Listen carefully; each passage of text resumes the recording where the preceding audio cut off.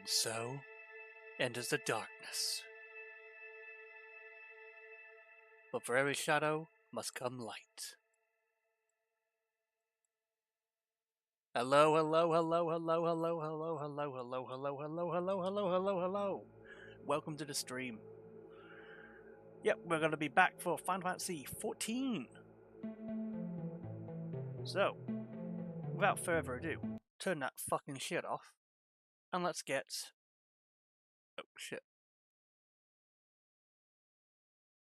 I'm unprepared. Shit. There we go. There we go.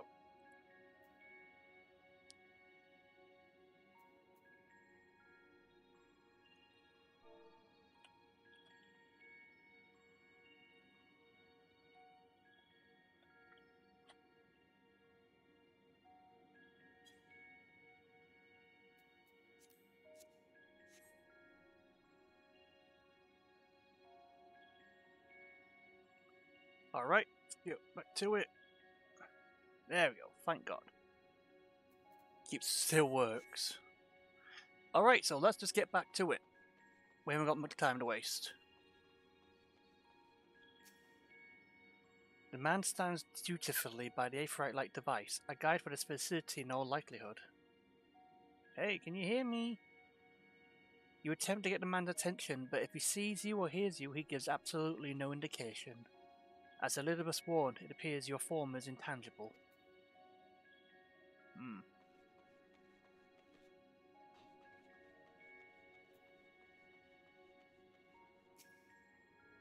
This is the right place, yes?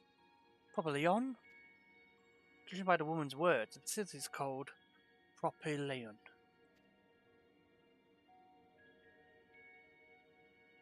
You attempt to gently prod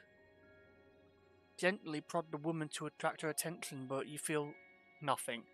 Seems neither does she. I'm sorry, but I would have heeded Elizabeth a bit more then. Oh well.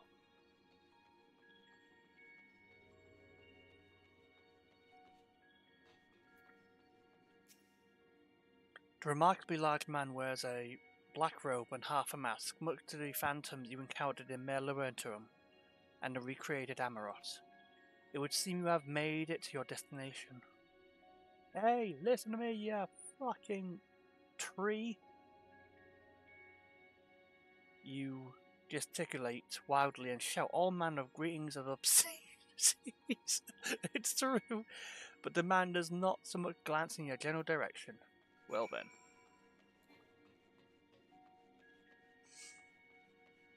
Whew, we are in a strange new world. You suspect this door leads outside, but how to open it?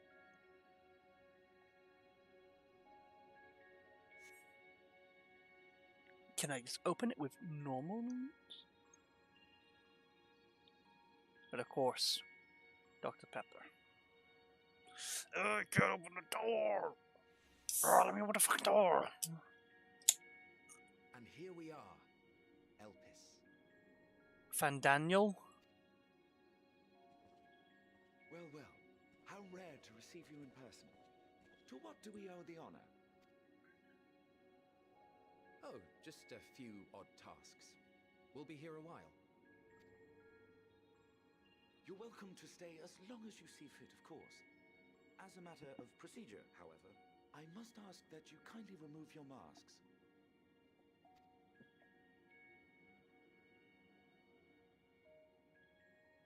Come now, is this truly necessary? Surely you can tell who we are. Emmett! Emmett! Who you are, perhaps, but I am far less infamous. Regardless, It's fucking if you do not follow Emmett! protocol, 'tis our hosts who would be held accountable. So, please, do favor us with your handsome face.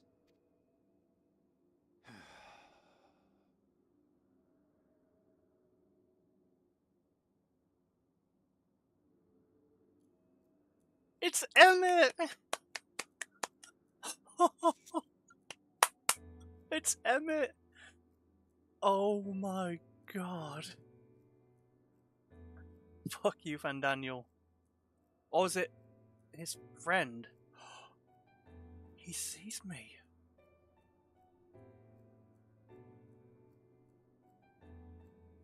Satisfied? Emmett! I thank you for your cooperation. You are free to go about your business.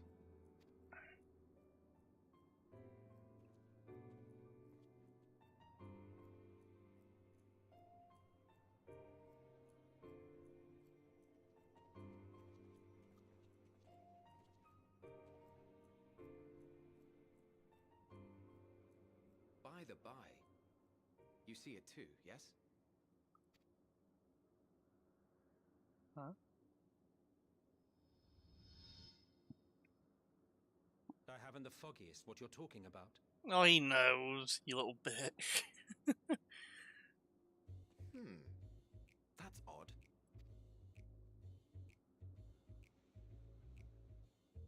It's right here. A bit thin in the ether, but there's no mistaking it. The color of its soul is almost identical to Azem's. So they do see me.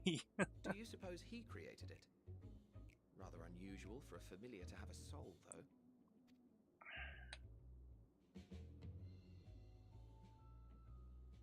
Don't ask me. All I know is that it's trouble. Doubly so if it's his spitting image. So let's leave it be. Come now.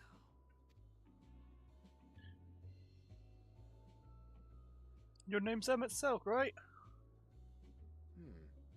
It's trying to say something, but it's literally too intangible to form words. Why don't you give it some ether? Spare a snifter of your bounteous reserves. Who do you take me for? I love you, Emmett. Why, a dear friend, of course. One who wouldn't let acts of kindness, such as my accompanying him on errands to far-flung outposts, go unrewarded.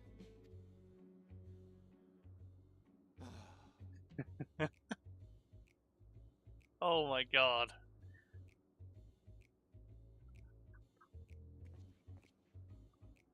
I suggest you close your eyes, or this may be unpleasant.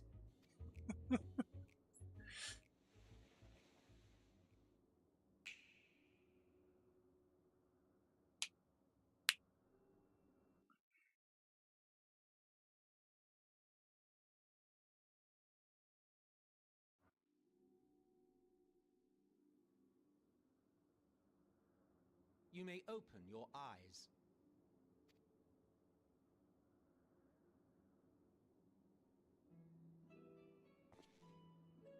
There I am. Oh, I'm normal size. Well, normalish. Oh, you even adjusted its size. The better to indulge your whim. This way, it will be easier to communicate. How very thoughtful of you. And may I applaud your artful reinforcement. Without further ado then. Greetings. I am Hythlodaeus, chief Oh, of it's the Bureau of the Hythlodaeus! Oh my god. I don't know what I thought Van Daniel voice, but I'm so fucking wrong. I hate myself. Oh my god, Hythlodaeus. Sulking beside me is the most honourable Emmett Selk of the Convocation of 14. We met. And how might we address you, my new friend? Gordon Oakstrider. Science for the Seventh Dawn. A fine name. And I'm pleased to see you understand our words. So, tell us, whence have you come? The thinness of your essence suggests you weren't created here.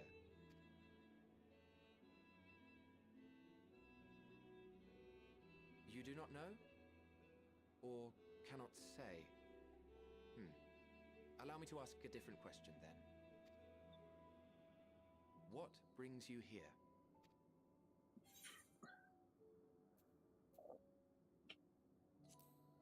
I want to learn about Elpis.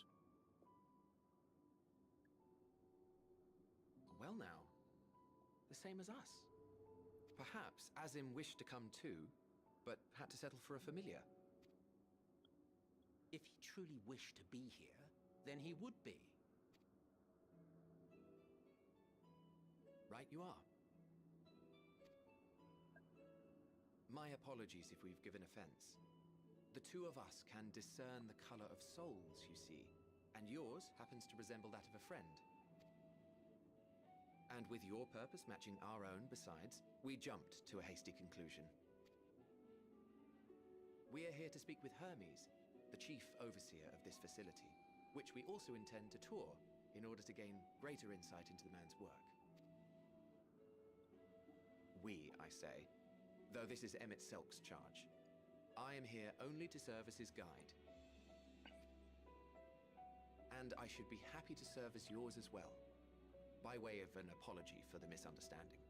God, Emmett Stokes. Hippolytus is just so kind. Hippolytus is so kind. Are you suggesting that we bring it along on official business? This thing we know next to nothing about? I'm so glad to hear Emmett's voice again. If you harbor suspicions, better to keep it close than leave it to its own devices. Wouldn't you agree?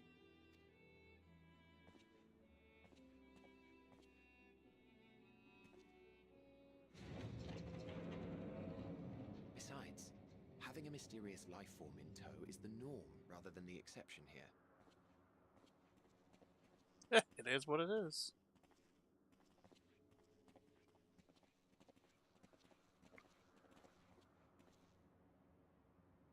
Oh. Welcome, my friends, to the testing ground of creation at Heaven's Edge, Elpis. Holy shit.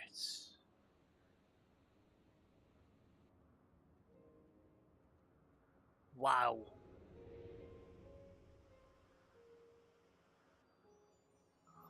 Oh. Doggy.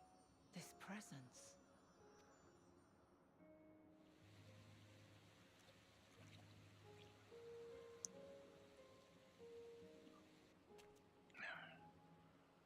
Hermes!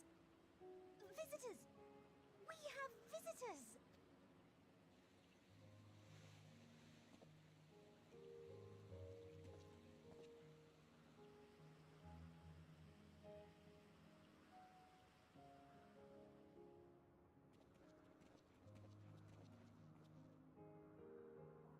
What secrets are you hiding, I wonder? Well, wouldn't you like to know?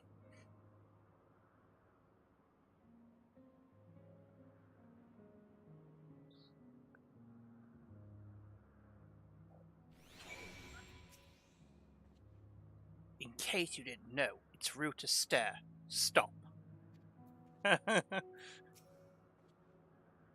This is hardly my first time here, but the scenery never fails to take my breath away. Why, it feels as if you could reach out and touch the heavens.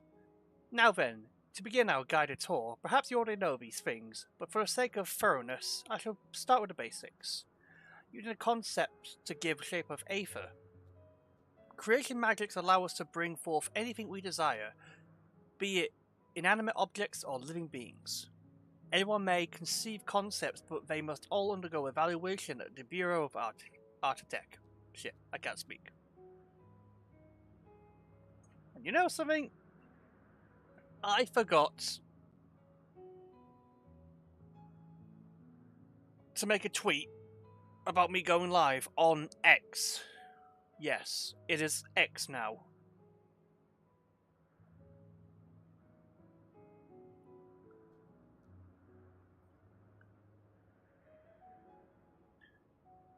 Shit, just give me one moment. Actually, no, let's read the text quests and, Anyone may conceive of concept, but they all must undergo evaluation at the Bureau of Architect. As part of the process, living beings and certain arcane entities may be sent here to Elpis for an in-depth observation and study.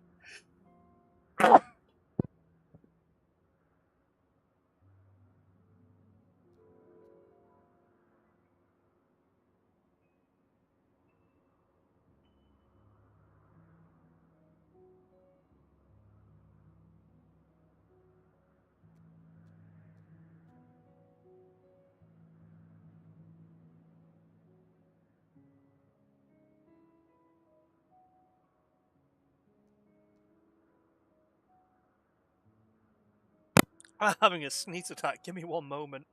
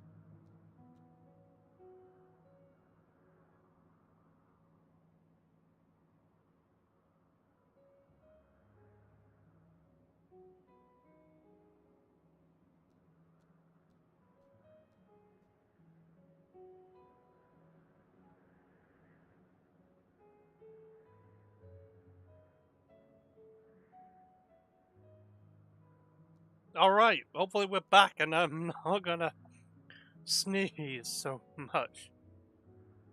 Oh, fuck me.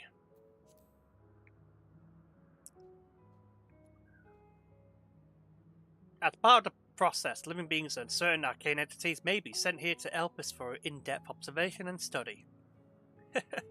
Fascinating facility, isn't it? I dare say you enjoy touring with us.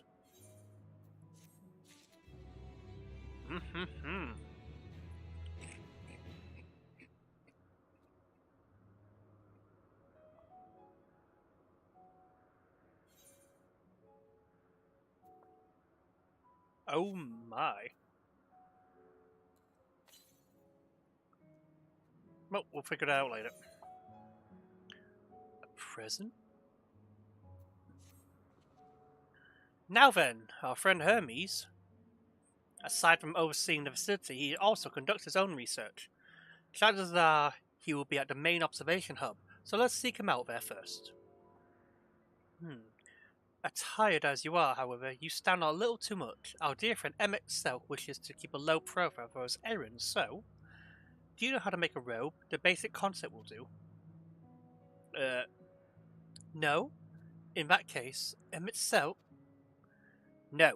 Your whim, your responsibility. You're not getting another thimble of aether out of me. The way he scrimps sometimes... You'd think he wasn't a nigh bottomless font of magic. I love those fucking two. God. Like a fucking couple. Very well. I shall make a robe, but perhaps you can assist. Come, let's search for the requisite material.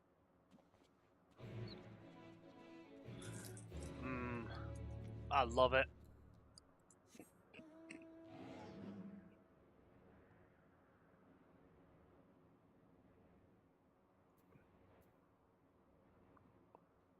No, the butterflies, no. To the west? Oh, over there. Go fucking over there. Yes, these creatures should suffice.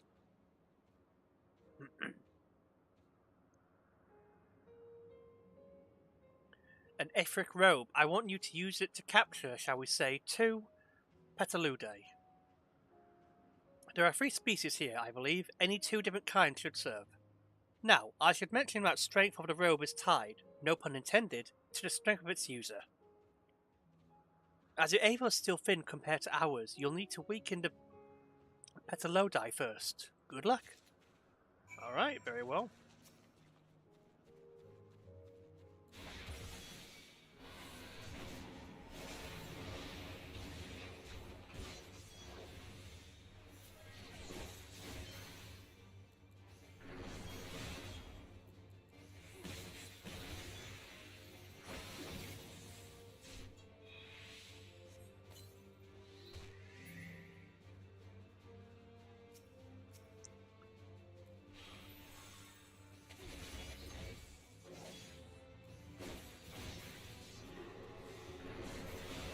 Sorry, Mr. Butterfly, or Mrs. Or both.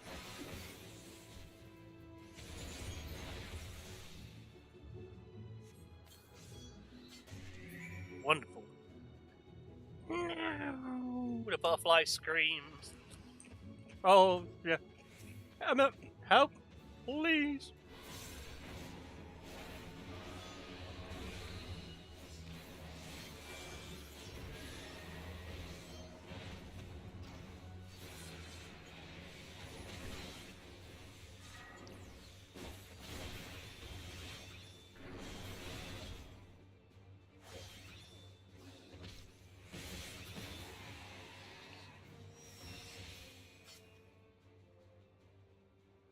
You caught a Pephalodi. Come, let us see.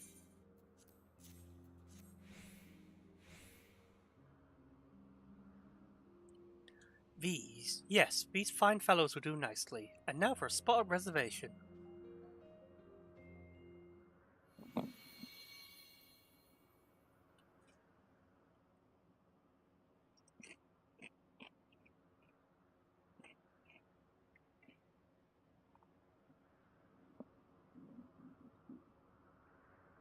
There, it's ready.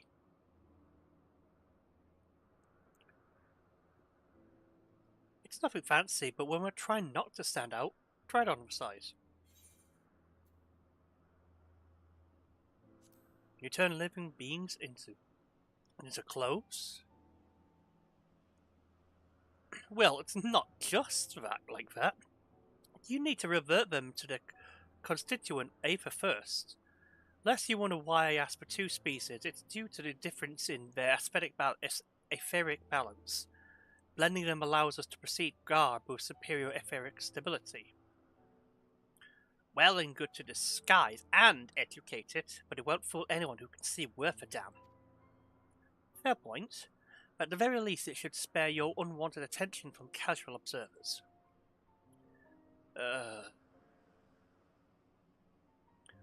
Emmett Selk speaks true. Even dressed like us, your unusual nature will be plain to those who think to look. Should someone question your presence, don't make excuses, much less try to explain what you actually are. No, better simply say you're a familiar. The question is whose?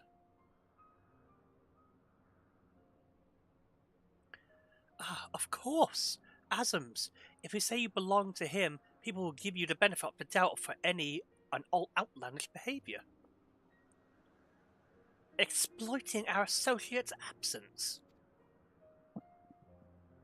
For lack of his presence, absolutely. Were he here, he'd be the first to propose the idea, and you know it. Ah, what a bother.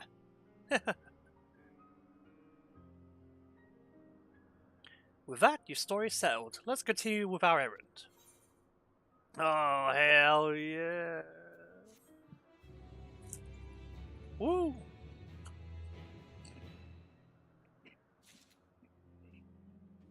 Right then.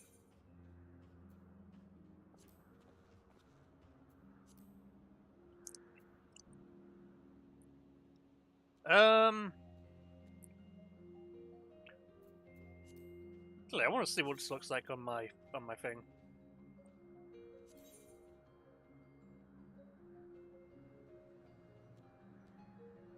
Sweet Jesus.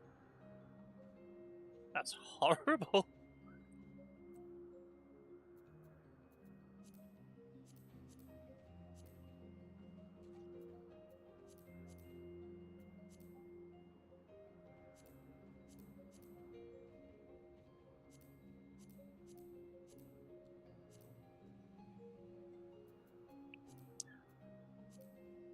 Ah, good old red, baby.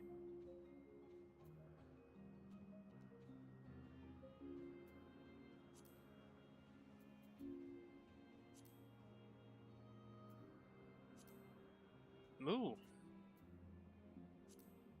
Oh, yeah. That's cool. But enough of that. It's time to actually get our shit on. So, menu. Cast Glamour.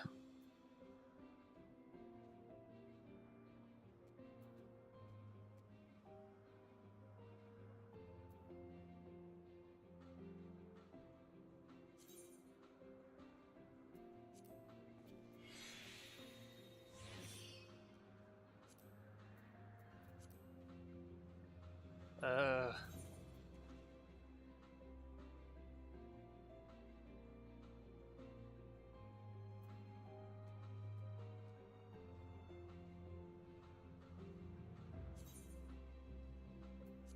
Yep.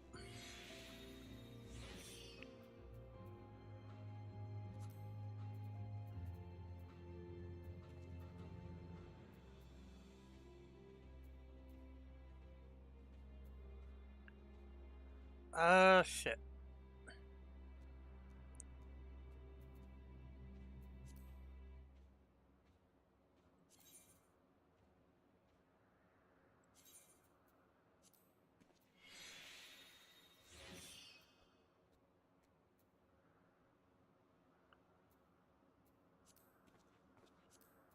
Now, what else?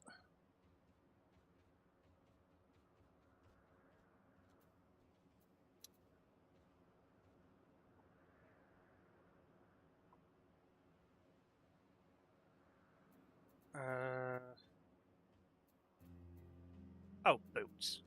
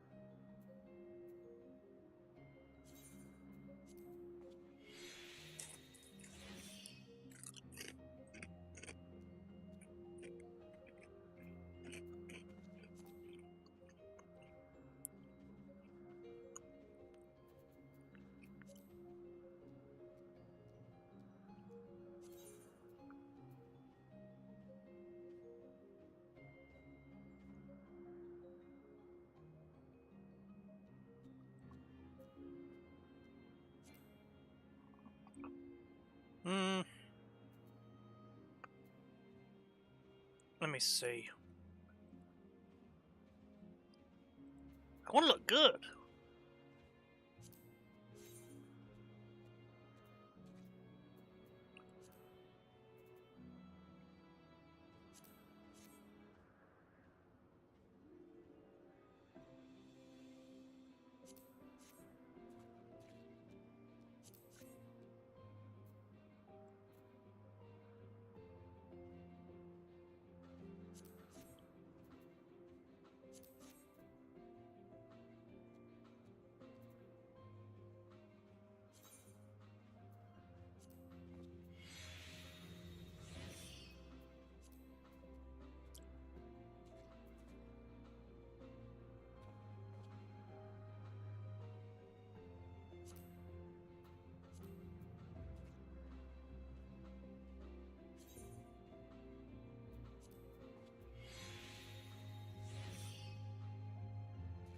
There we are.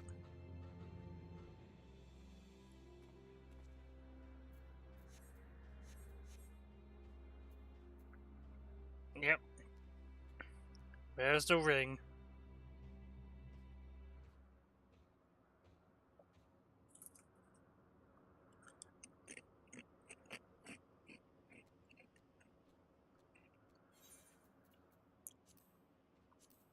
Alright, we're good to go.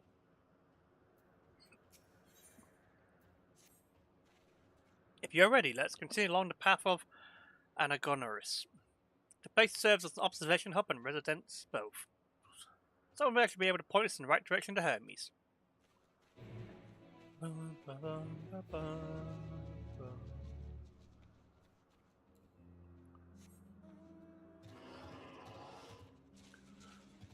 This is a lovely place.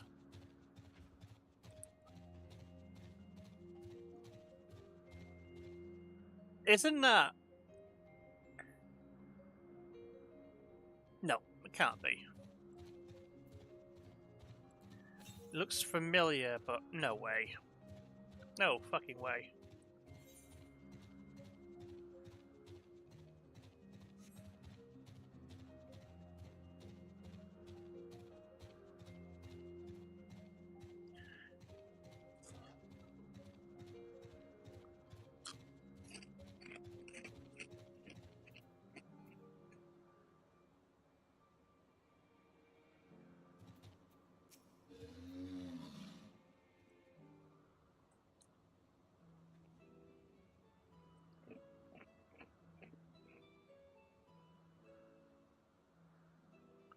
Yes, can I help you? What's with the big fucking spear on your back? Don't worry about it. It's part of Azim's plan. Oh, very good. We should speak to Chief Hermes. Do you know where I might find him?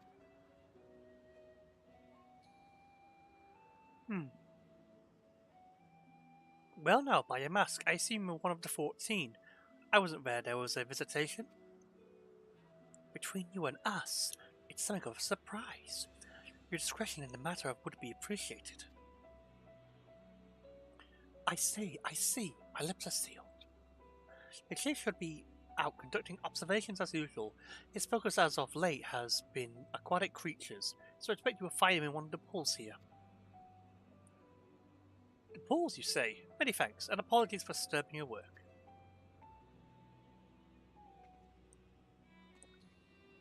I say, Hippolytus, while I've never met Hermes, you know him well, do you not? That being the case, wouldn't you simply find him by his aether?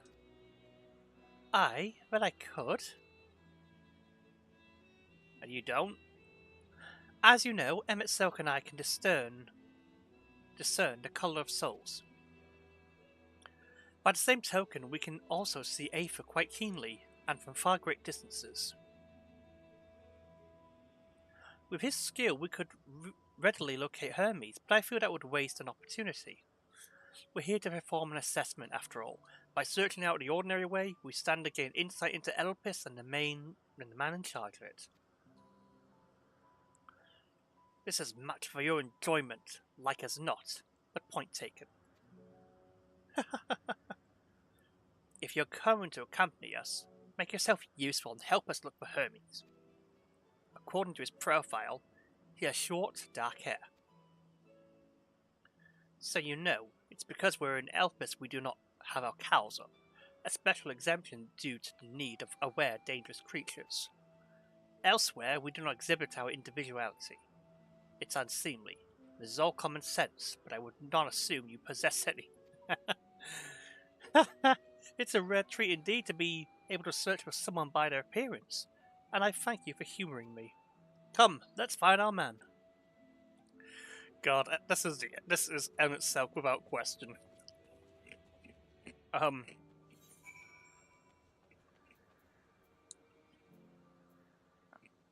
Yeah, maybe blue the spear for now.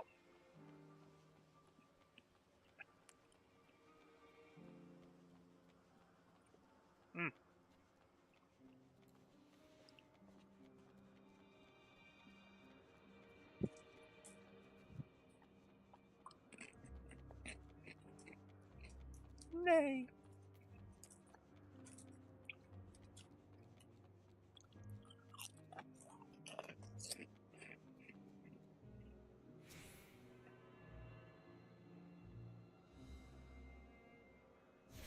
Yay.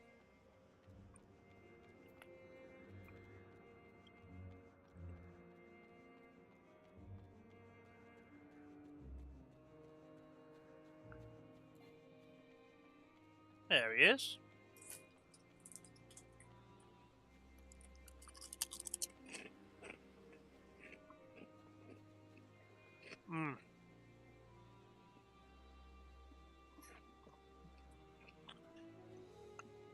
Oh man.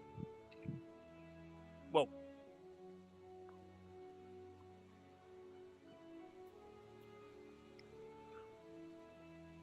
One of those had absolutely powerful flavour. Who the fuck is this?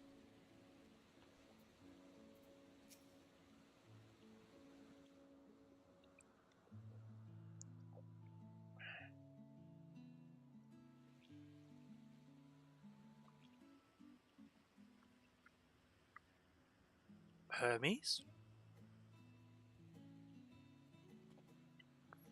Ah, you are... Oh. Whoa. Different. You're different too. Uh, You and me. We're alike. Friends. I want to be...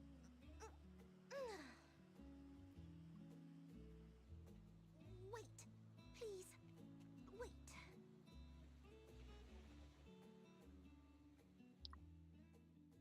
Greetings and salutations. Can you hear me? yes? Do not be alarmed. I mean you no harm. I wish only to hear your words, share your feelings, and know your thoughts. May we please be friends?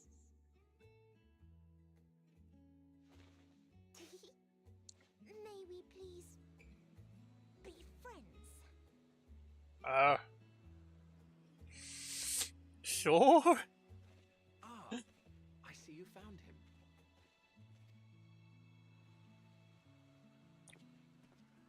Hythlodaeus, been a while. Too long, I think. Too long indeed for close collaborators. On this blessed occasion, I bring not only myself, but others who long to speak with you.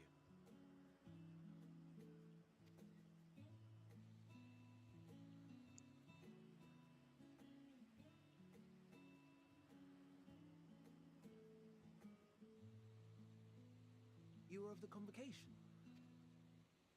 Emmet Selk at your service.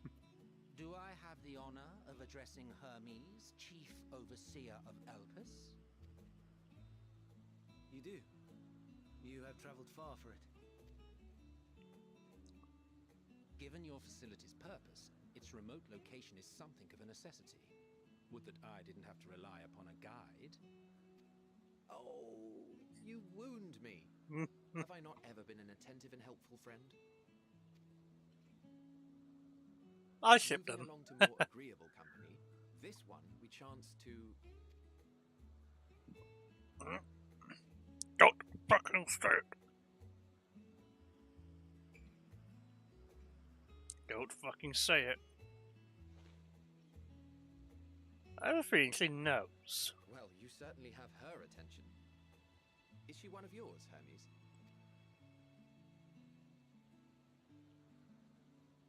Her name is Meteon.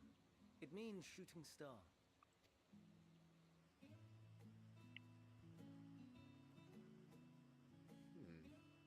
If I may make an observation, her ether is terribly thin.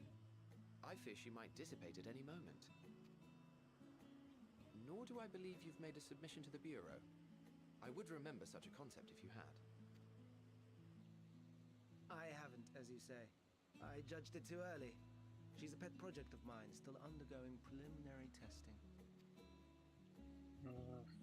But rest assured that I will attend in person ere long. Very well. Being an authority on flying life forms, I appreciate that you are exacting in your work. I shall look forward to your submission. If we have finished with the perfunctory chit-chat, I would discuss official matters. By my coming, I trust you already anticipate the subject. I have an inkling, yes. Please wait to the main building yonder. I shall join you as soon as I've returned these creatures to their homes. What's wrong, Hermes? The Namastoma is missing.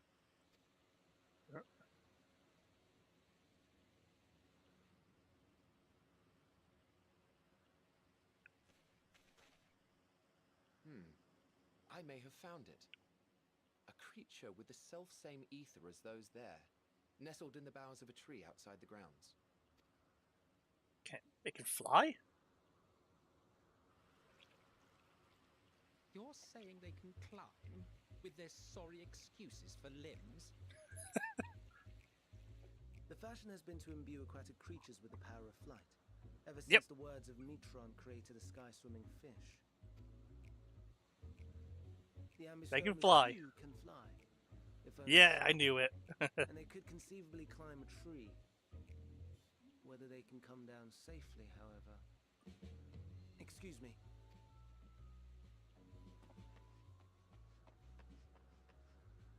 I'll help too.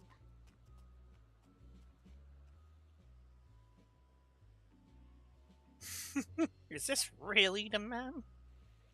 And what are we supposed to do with this lot? Eat a Mehmet, what do you think? May I suggest we split up? If you would be so good as to assist Hermes, Emmet Selk and I shall keep an eye on these adorable creations in the meantime. Okay.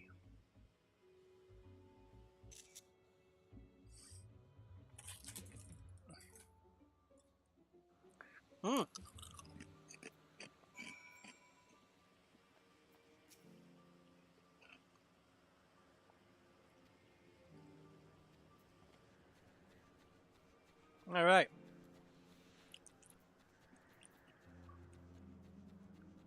Let's find these pretty birds. Not you, fuckers.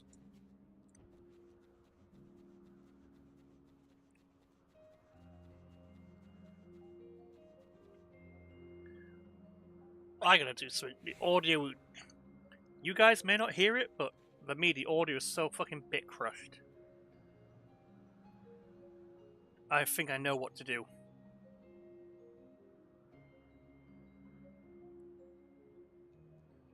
I'm gonna have to go into the settings.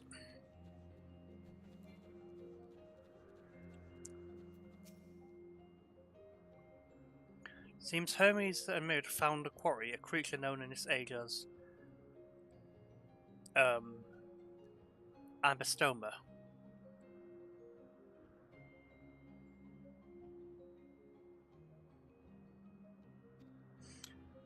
Yet though it has been safely extricated from the tree, Hermes appears to have found himself in quite a predicament.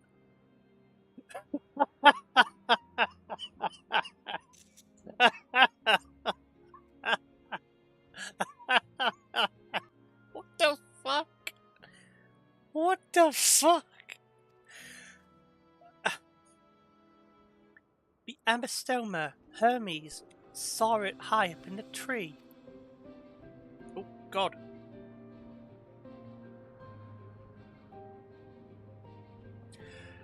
He tried to climb to get it, but it jumped on him, and he slipped.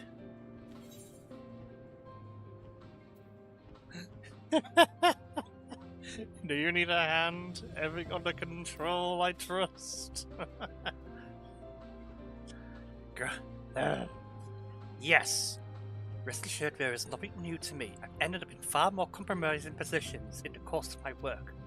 Now, for your own safety, please stand back. Oh god. It's hilarious. I love it. Ah.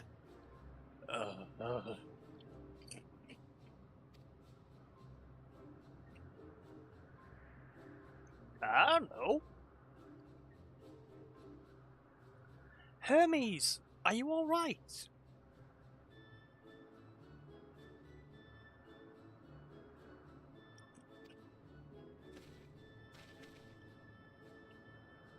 Quite alright, yes. My apologies for making you worry. Mateon. Both you and, Gordon Strider. Signs of 13th Seventh Door. The what? Signs of 13th Seventh Door. My apologies. Gordon Oakstrider, you are called. An intriguing name. Somehow reminiscent of a new creation. Thank you for coming after me.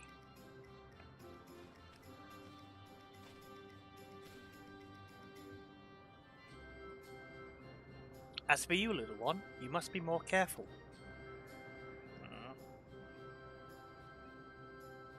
You may be able to fly, doesn't mean you cannot fall and hurt yourself. Oh no! I've forgotten all about its fellows! Don't worry, the others are watching him. Truly? What a relief. I must thank Emmett Selk and Herfidelius when I should return to them. But first, with the distractions out of the way, Chief Overseer of Elpis, permit me to welcome you to our facility. I hope you enjoy your time here. Yay!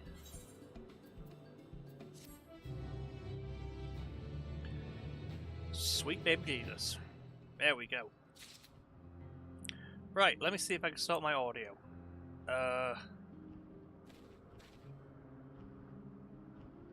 10 gigabytes of unused data can be cleaned. Let's see. Surround sounds. Mixer.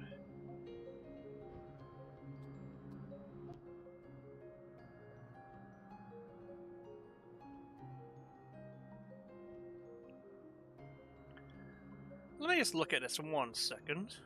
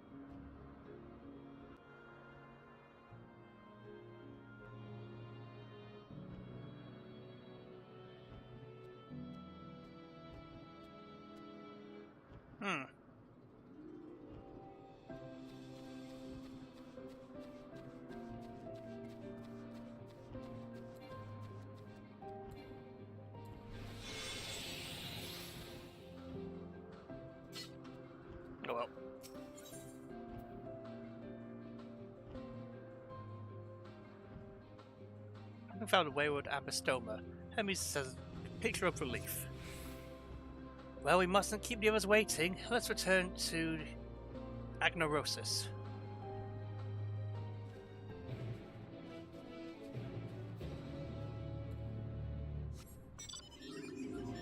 Low profile, remember this, but okay. Low fucking profile. Alright, alright. I promise. Low profile. Low profile. What the fuck is that? It's my bird. It's a bird. A what? Yeah. Hey, there he goes. No more errant creation to distract us from the matters of actual import, I trust. 'Twas blissfully uneventful in your absence, but little ones were on their best behaviour. My apologies for the trouble. Owing to your kind assistance, all the apostomas are safe and well. I presently send them back to their space. If you would go ahead and to the main building. Upon entering, you will see a table and chairs, a meeting area. We may speak there. Very well. Take care not to let the creatures slip away again.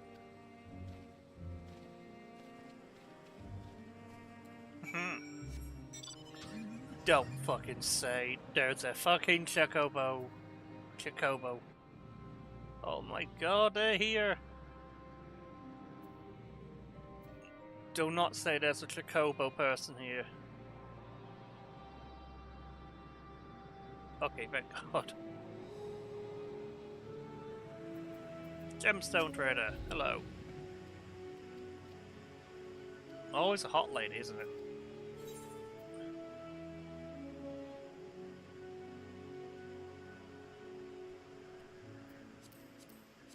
Do you sell anything of fucking use? Ugh.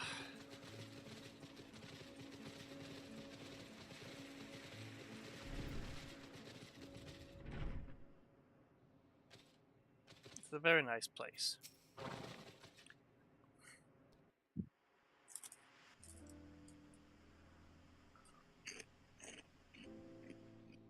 This appears to be the place.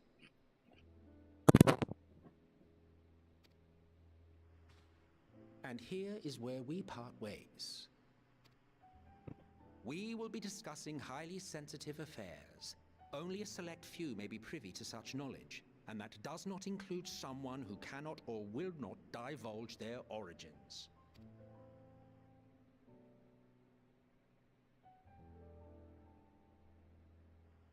What?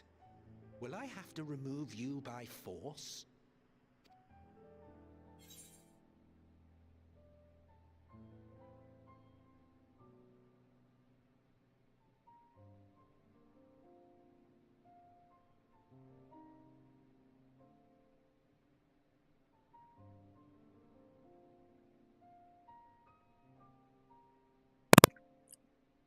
There are reasons I cannot speak freely.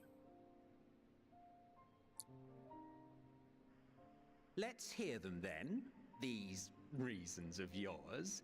Who knows? If I deem your mysterious cause worthy, I may even be inclined to offer my assistance. I do not object to his attendance. Hermes, this is highly irregular. Perhaps, but I believe he can be trusted. Meteon would not have taken to him so quickly otherwise. Moreover, the presence of a third party may help me to maintain composure. Are you suggesting? Very well. As you wish then. Behave yourself, do you hear? Me fucking behave myself. You fucking behave yourself, you bitch. Oh my goodness.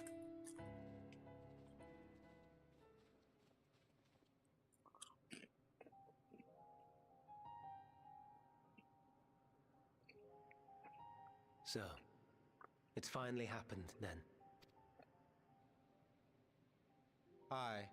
Van Daniels declared his intention to step down. There we go. And named you as his preferred successor.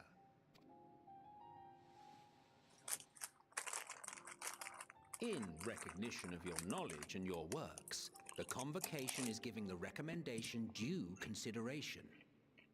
As one who does not know you personally, I am to use my impartial eye to take your measure. And above all else, to ascertain your disposition towards the invitation.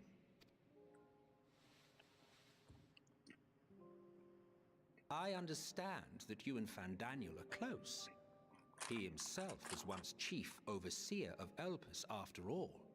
I should not be surprised if you knew before anyone else that he wished to relinquish his office.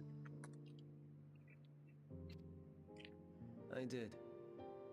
He told me that when he fulfilled his purpose, he wished to pass the torch to me.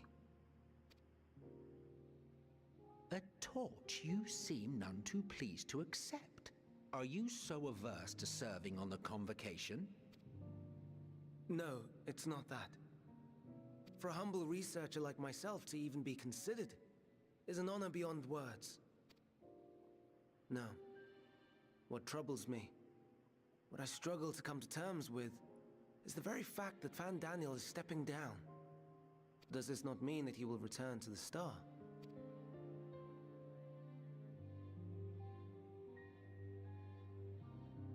Of his own volition, yes, like so many others have before him. Return to the Star? Does that mean die? Well now, that's not a word I hear often. Is that what you say here in Elpis? Mankind is the life of Atheris. Each of us, a drop of blood flowing through its veins, bearing sustenance. In our finite time upon it, 'tis our duty to make it a better place, that all who call it home, now and in future, may abide in happiness. To that end, we have dedicated ourselves to the pursuit of enlightened creation. And by our efforts did we transform this once untamed wilderness into the peaceful paradise you enjoy today. To return to the star whence we came is a privilege afforded to we who have so loved and nurtured it. That is the place where we go to, is it A choice embraced by those Illicit? who have lived their lives to the fullest, in service to our world. Can't remember the And place. when they depart upon this journey, it is beautiful, always. The 14 are no exception. 'Tis believed no occasion is more felicitous than the fulfillment of one's duty. Our office becomes our lives, and to retire is to return, or so the majority of us hold. Some few have elected to eschew custom.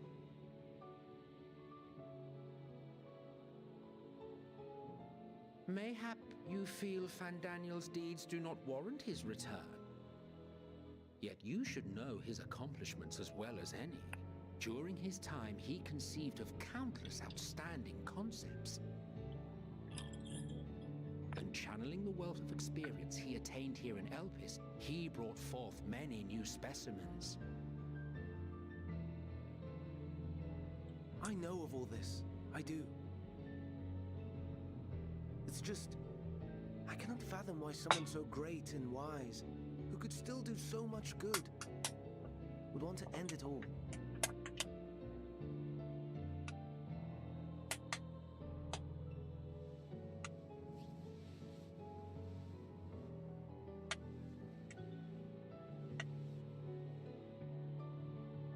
Oh no. I've made her upset. Forgive me. I know I requested your presence. Might I trouble you to take Meteon outside? A change of scenery would do her good. Of course.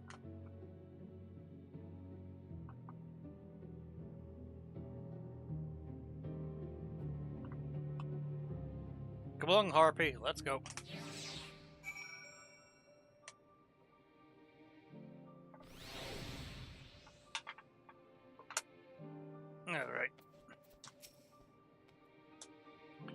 I'm sorry, Gordon. I didn't mean... A walk. Perhaps we could go for a walk.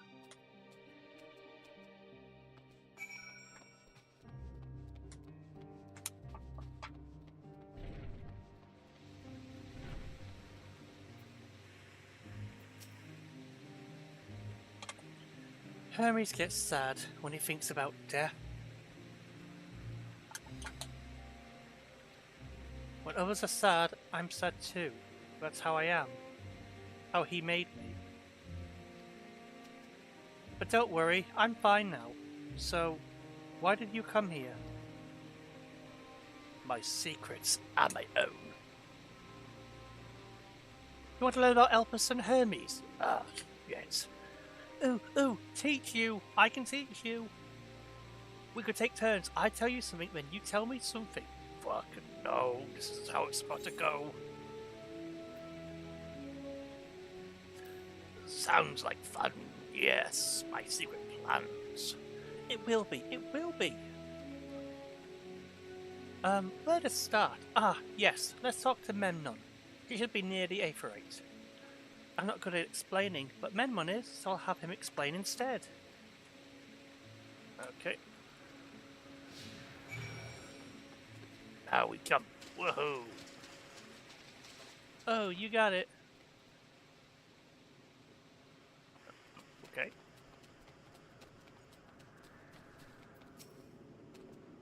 And what do we have here? Though you look like a person, your aether is quite thin. I assume you are a familiar of Meteor. Is there something you need? This is Gordon. Could you teach him about Elpis? Ah, a newly arrived familiar, is it?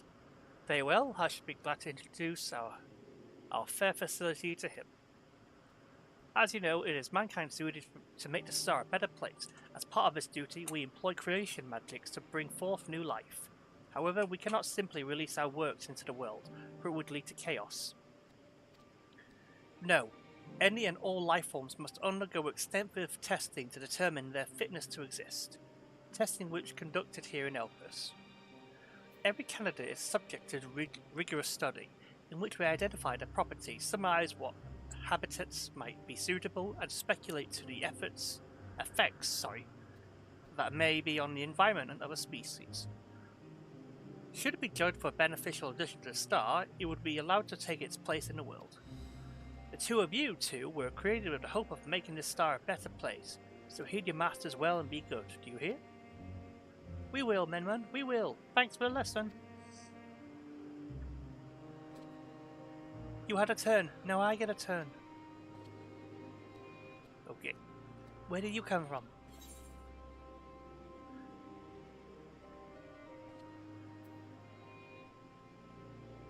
From a place far, far away. But I probably don't know it. I don't know much about other places. But this place is important to you. I can feel it.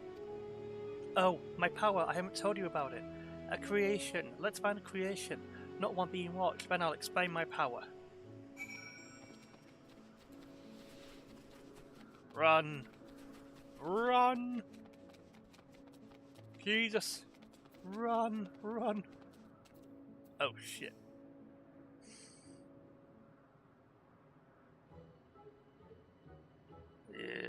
I've seen war. Oh, this creation is perfect. But I don't remember seeing it before. Perhaps it's new? Anyway, I'll try reading its mind. That's my power.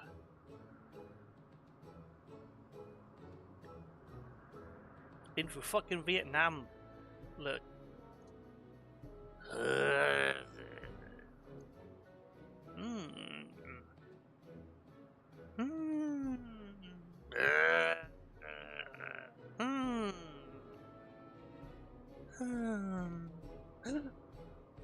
I can't read it, or maybe there's nothing to read.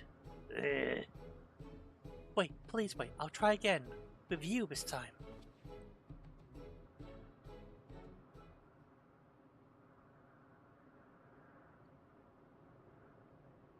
Greetings, can you hear me?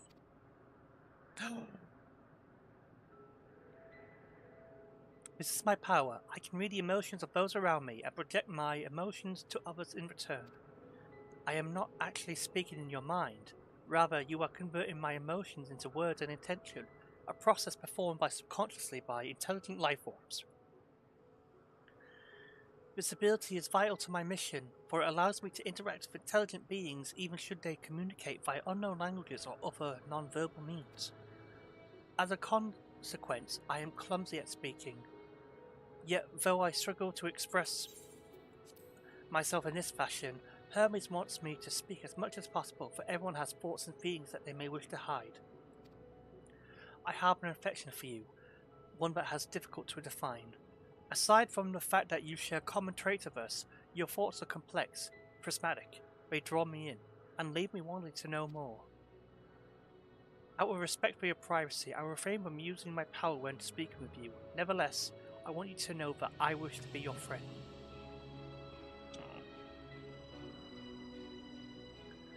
Did you hear me? Yes. Good. Now it's my turn again. So, what are you good at?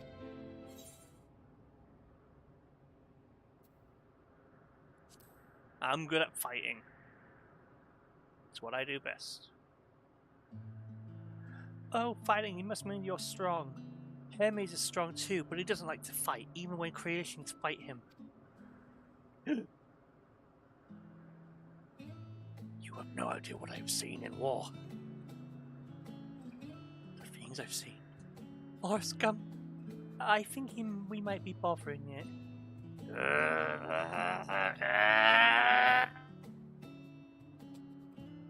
Let's keep going. We'll go see Euphraine next. She's usually in a small building. Wonder what's through. Wow, that is one strange bird.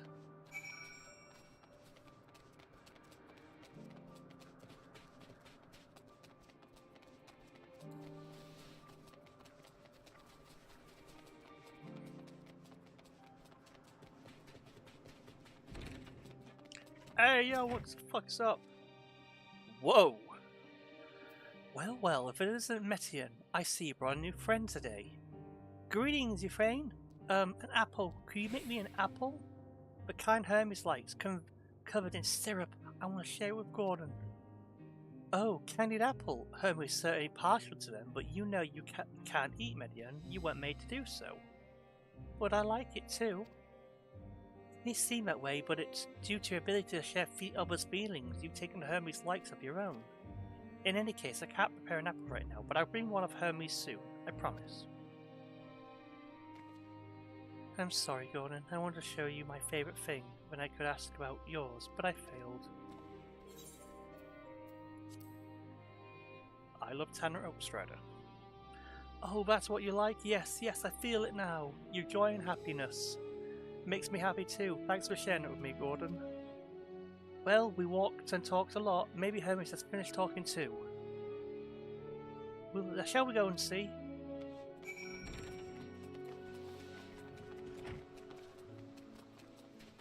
No.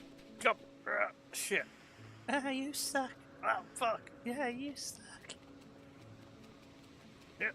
Aha! Can't do that, can you?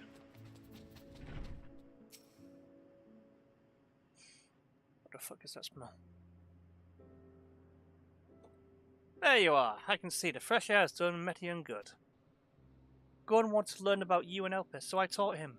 About this place, about my power, about your favourite food. I'm not sure if the last one will be of any use. But I do appreciate keeping Metian company. While you were away, I finished speaking with our guests. Finished? Hardly. You requested time to consider the invitation, so we have no choice but to occupy ourselves with inspection of your work. My apologies. It has been decided that Emmett Selk and Hyphodeus will accompany me. Hyphodeus will accompany me as attend to my duties. If you wish to learn more, perhaps you could like to come too. I'm compelled to remind you that he is in no way associated with the convocation. We simply chanced to meet him in Propylaeon. There is no guarantee that matters we discuss will remain private. I do not mind to see to see the joy his presence brings, Meteor? I cannot imagine our mysterious friend harbors malicious intent. Gordon is kind. Really, truly, he taught me as much as I taught him. You're coming, of course, to watch Hermes? You're bound to learn lots and lots. Well. Hehehe.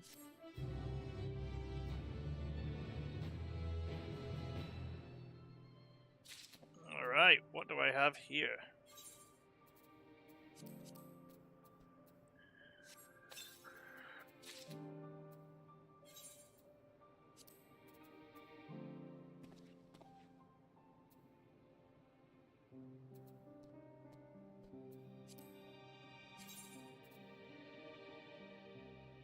Oh, hell yes.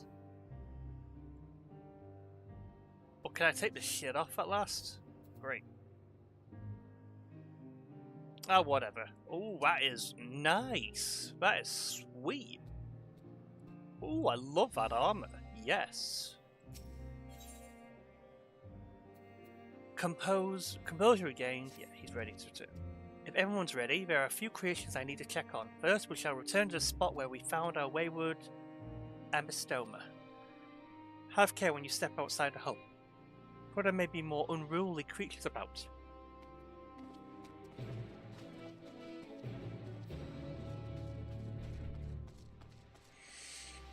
Very well. Alright, we're going this way. Yee.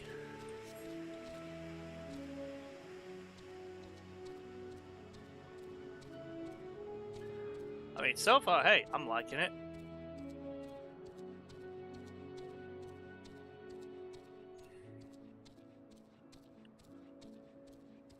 Although, north. I'll do it later, who cares?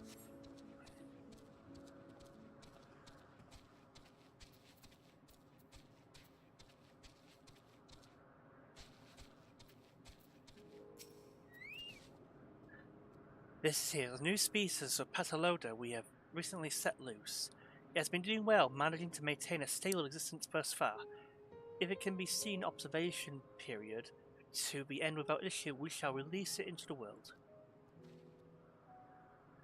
Tell me, do you know how the difference between living beings and arcane entities? No. It is the presence of a soul, yet the soul isn't something you can choose to have at will.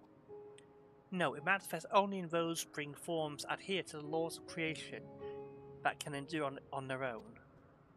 Beings that do not fulfill this requirement, such as those spontaneously born of magical or natural phenomena, do not have souls. No matter how much it might resemble flora or fauna, if it lacks a soul, then it is considered an arcane entity. So you see, it's not for mankind to decide what is living. That domain lies beyond our manipulation and a hubris to assume otherwise. But come, let's head to the nearby beacon. I was going to say nearby bacon. I've received a report that arcane entities have gathered there.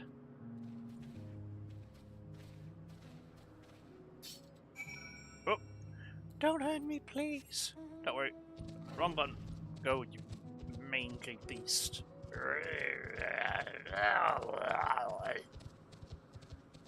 I have feelings too, you know. You have feelings? You have feelings, eh? Yes. Yes, I do. Tell me this. Tell me if you have feelings. You fucking listen here. You listen here, you fucking crap. What? What is it that you want to tell me? I'll tell you something. Let me tell you fucking something. You're adopted! No! Yeah, that's right. Yeah, that's fucking right. Yeah, that's right. You were traded for a fucking bowl of cereal. How do you feel about that?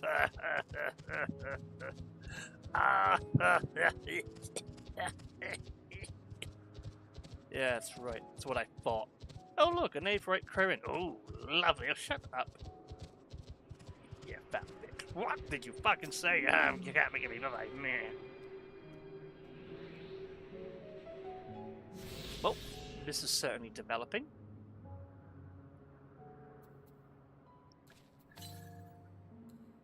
To the west? You want me to go to that shithole over there? No.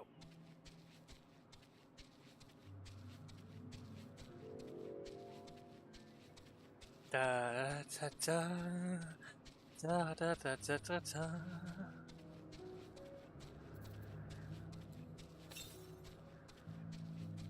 Ah, we have one in the east.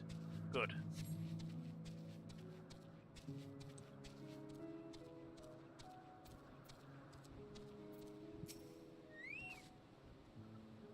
Ah yes, lightning finite. Oh my god.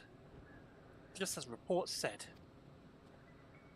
Although we call the structure a beacon due to its form, it is in fact a magical device. By manipulating the balance of the elements, it keeps the isle airborne and maintains the climate thereupon. In the course of operation, it often sees an internal shift towards a given element. Right now the element is lightning, which draws on Fimona here to replenish the aether.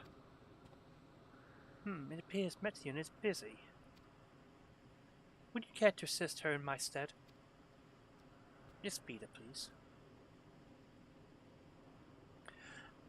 By using this lightning converter, you can harness ambient lightning and focus into it to a ball, a veritable feast for our dazzling friends. Go on, give it a try. Interesting. You're interesting too. Tell me, how did you find the Ambostoma? A fascinating creation, much like yourself, little one. Renowned as Hermes is for his flying life forms, 'tis a rare privilege to see one of his works in progress. We're meant to be observing Hermes, but we're stuck with Metion. Well, I suppose she serves herself as proof of his prowess as a researcher and creator both. But once I'm not killing you, you little shits.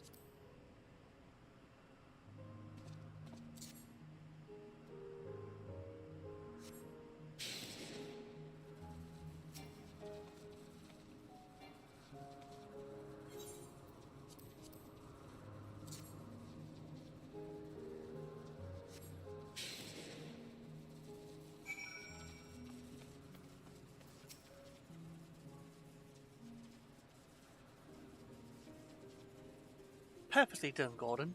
Look.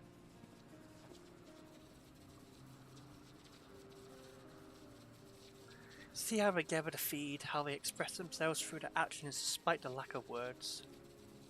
Speech is not the sole defining characteristic of a thinking, feeling creature, nor is silence an indication what they do does not possess these qualities. Be it soulless arcane entities such as Noma, Phenoma, or an ethereal life form such as Pataloda, all seek to perpetuate their existence, to survive.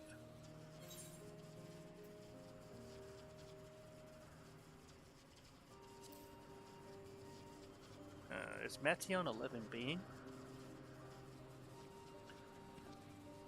A good question. I can answer it from a theoretical standpoint, but ultimately falls to the Bureau of Architects' past judgment.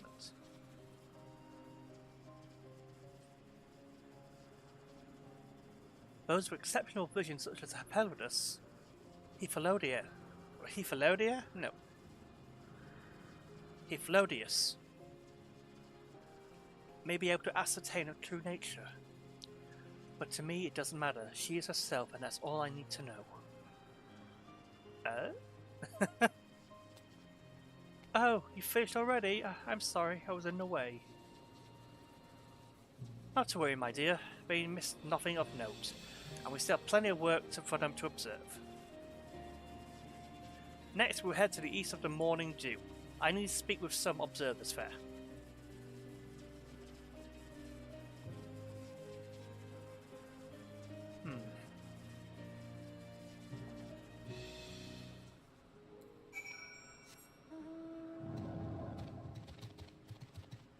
There we go. What is that fucking thing? Remain inconspicuous at all times. Who is it? This is my dog. It's my dog. You see.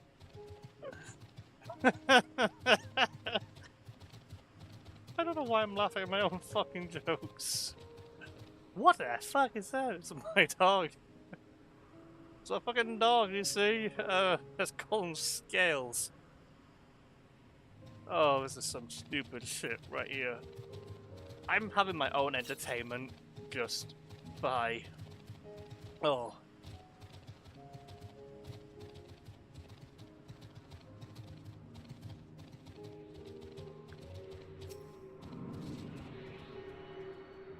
Oh. Okay, where's the next one?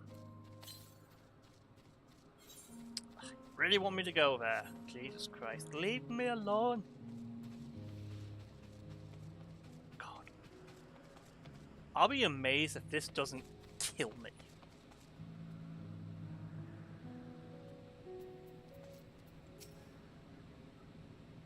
Oh no, Gobu! Gobu!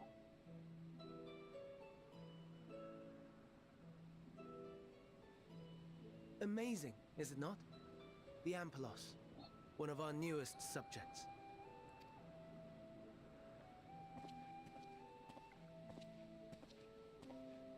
So, how are we coming along?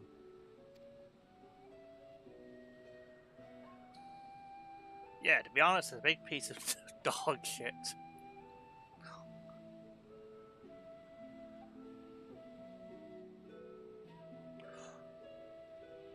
Elpis.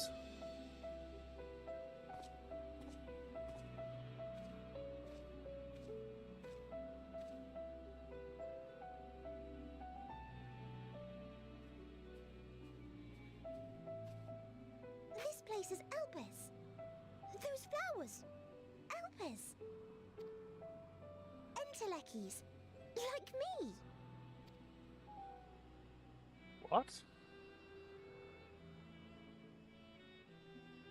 They are a product of Elpis, and so named for their birthplace.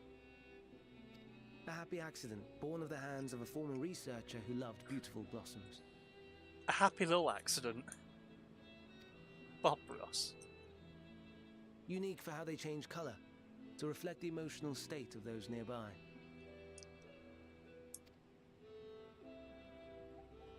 Though be it here or elsewhere, they are seldom seen in any hue save purest white.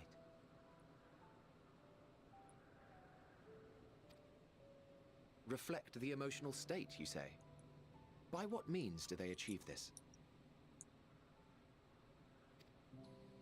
In creation, there exists an energy wholly apart from ether, one driven by emotions. In like manner to how we manipulate ether, this flower is subject to the influence of said energy. While it has no will of its own, it is sensitive to the prevailing emotion in the vicinity, and reacts by altering its color and vibrancy.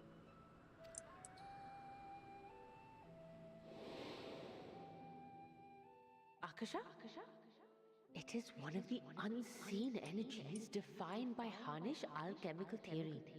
Though a gross oversimplification, some describe it as an essence influenced by feeling. Yeah.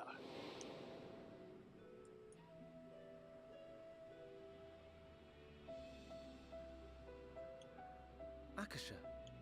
Though I'm not familiar with the term, your description suggests it is the self-same energy. Dynamis, we call it. Dynamis. And those entities like the Elpis flower that have the ability to interact with this energy, converting emotions into tangible phenomena.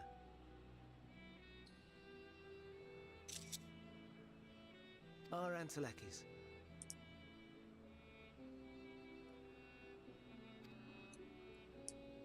That's me! That's me! An Enteleki! That you are, my dear. And no ordinary one at that, but the first possessed of free will. Wait. A form of energy other than ether? Dynamis? I've never heard of such a thing. Hmm. Hardly surprising. Dynamis cannot be seen, much less felt. And though its existence has long been theorized, we had no proof until the flower's serendipitous creation. What's more, Dynamis is far weaker than ether. Under normal circumstances, its effects are drowned out by the latter, on account of which, beings comprised of and reliant upon the ether, like you and I, are unable to make practical use of Dynamis. 'Tis a truly esoteric thing, known to but a select few scholars. Intriguing. Then, given the limitations you described, why create Meteon?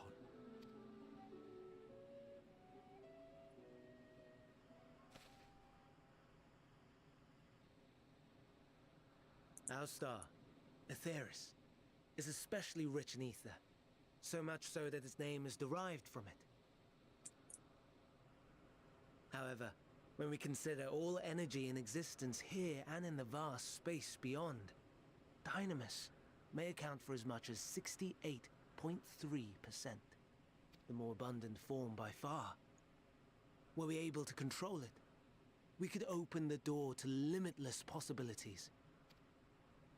'Tis not unlike a gently flowing stream, unable to break through the dam of ether barring its path. But if we could imbue the stream with the vigor of a raging river...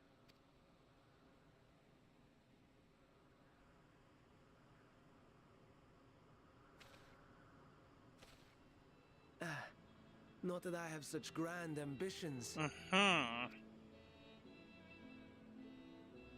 Nay. I merely wish to create a being that could traverse the great expanse.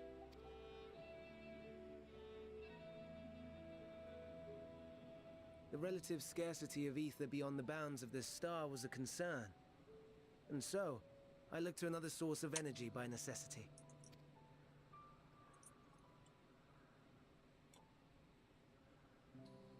That being Dynamis. No wonder her ether is so thin. Precisely. Yours is thin too. Like an entelechy.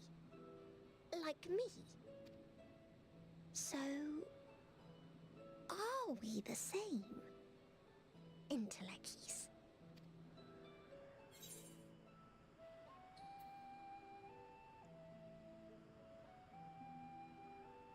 Well, I have been known to transcend my limits with nothing but determination. That sounds more akin to the desperate flailings of a wild beast when facing imminent death. Gordon looked so hurt.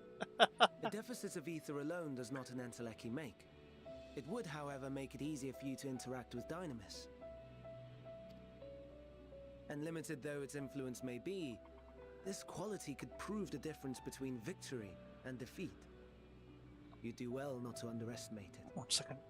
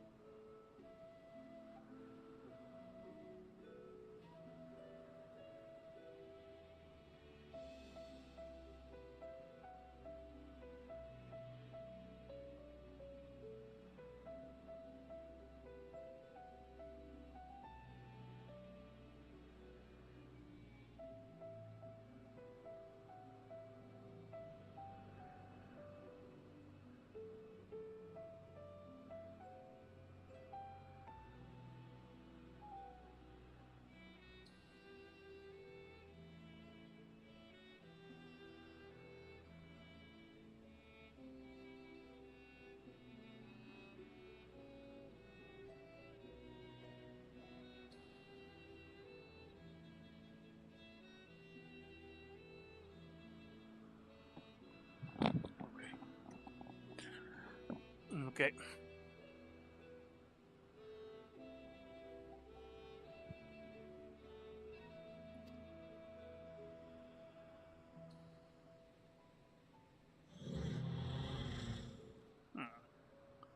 Oh dear.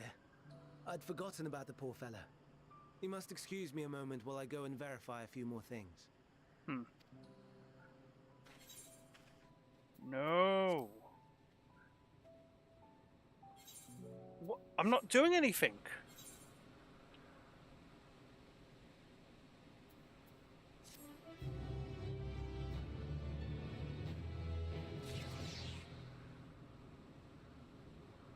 What the fuck?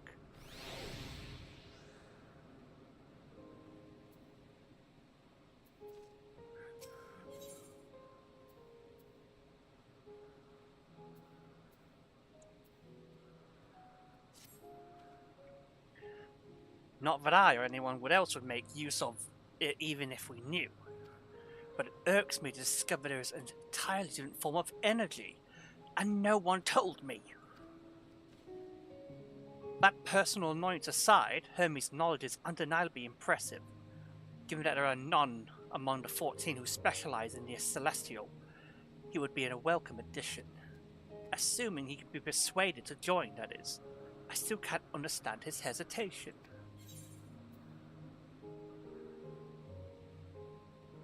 What do you specialize in? Oh, you wish to know why Emerson was chosen for the convocation? I should be glad to share the tale. Ahem, it began when...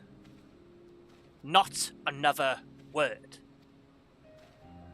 Lest you've forgotten, we're here to learn about Hermes, not me. My misspent youth is not your concern. Oh, fucking awesome. My apologies for the wait. I've inspected the Ampelos to my satisfaction. All is well with the creature, and I dare say won't be long ere long before it's released onto the world. Another creation, however, reportedly isn't faring so well. The Charybdis. This is what we shall tend to next. If you would follow me, my friends, we shall return to the main isle and head north.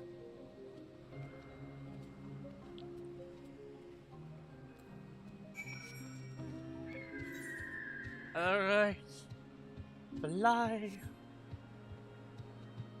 Inconspicuous. Ah, lovely. Let me jump. I wanna jump. No. We also created these invisible walls that you have found in your world. Shit. Fuck. He made invisible walls. Fuck.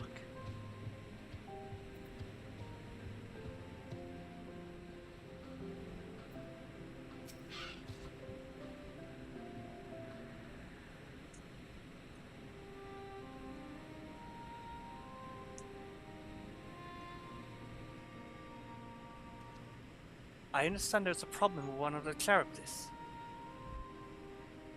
Yes, that's right.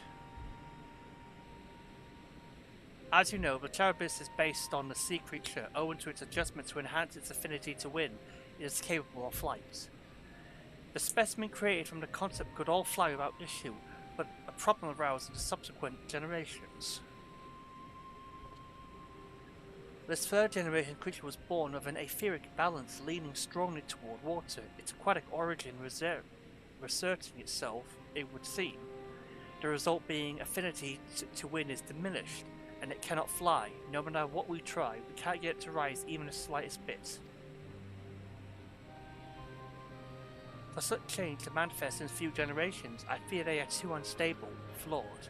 With your permission, I will revert the creatures and recommend the Bureau that concept to be revised. With its etheric balance leaning towards water, Charybdis would indeed struggle to manipulate wind. Yet it's too early to conclude that it cannot fly. Having failed at first, it may simply have developed a fear. I shall transform and fly with it, helping it to manipulate wind until it finds its wings. What? You need to go such lengths?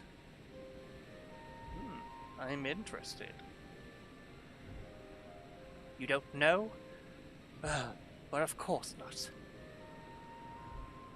Transformation is an art which one manipulates a vast quantity of aether to construct another body around oneself. In practice, this allows one to assume any conceivable form and thereby transcend the limits of one's flesh.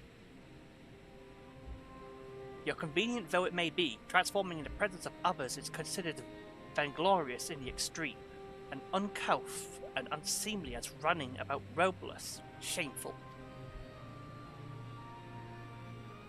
And I understand you have make a habit of this. No, nothing of the sort, it's just that when transformed I can wield the wind and fly. It may seem excessive, but what is our shame next to the lives of these creatures? They deserve a chance and we owe it to them to do with all our power. Be that as it may...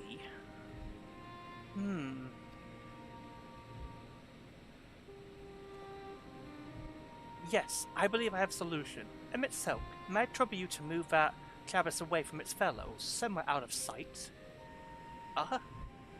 What? Meanwhile, I'd like the rest of you to help me prepare here. What mischief are you scheming now? No mischief, I assure you, but I would spare you no need to report your colleagues that Hermes committed an indiscretion. So have a little faith and run along. Whatever. I trust you don't mind?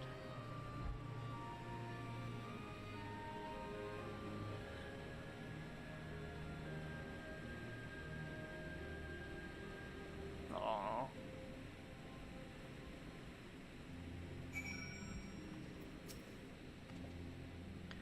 Emmet Selk is out of sight? Good, let's speak of the plan. It's a stroke of genius, really. We have Emmet Selk train a cowardice. Aside from being able to fly untransformed, he can readily see aether currents. And with its adept spellcraft, he can also employ suitable wind magics to guide the creature along. While he's indeed capable of all you described, it's not his duty. I am loath to trouble him with it. Don't be. As I mentioned, it would be also for his own sake. With that settled, let's begin at once. Gordon, I want you to go to Emmet Selk, tell him that you have a favour to ask. He will decline to cooperate at first, but you mustn't be discouraged with our friend. Your trick is to be unflaggingly persistent. Off you go now, and good luck. With the chat mode say and use, I have a favour to ask. Alright.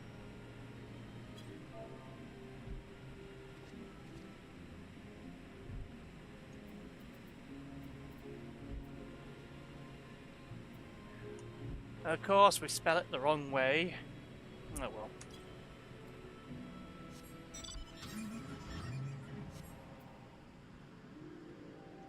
What was I doing now?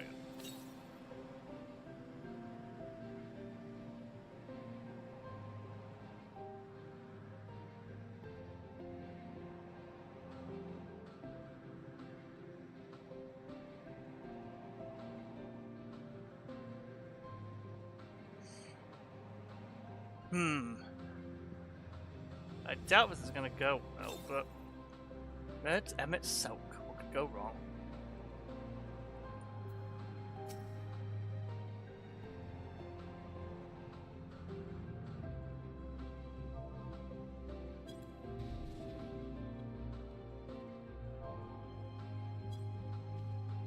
I have a figure. Oh no, you don't! I'm not lifting a finger! I don't know what her episode is up to, but I will not be made to know. I refuse. Please, Emmet Selk? Oh god.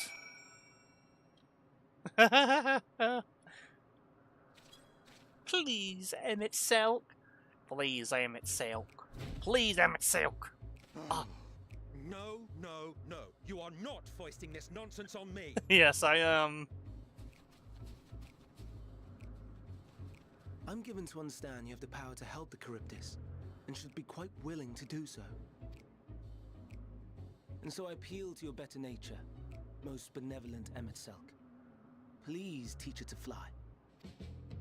Or else Hermes will transform. Right now. Oh! Now, there's no need to go quite that far. Altruism is its own reward, as I'm sure he would agree. Oh, would he now?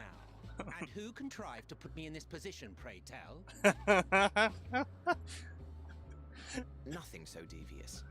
I merely suggested a possible course of action.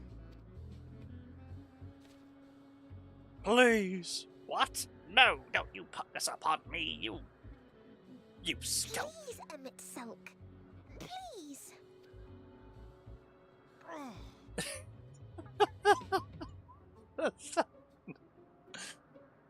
I did not come all this way to play nursemaid to your creations. I'd thank you to remember this favor and let it be the last.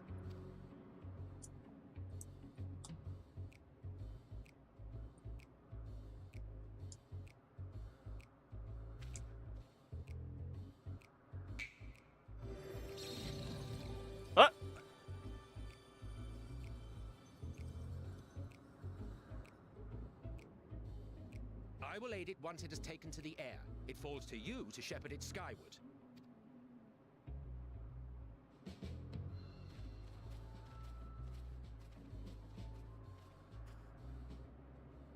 Well, let's relax and enjoy the spectacle, shall we?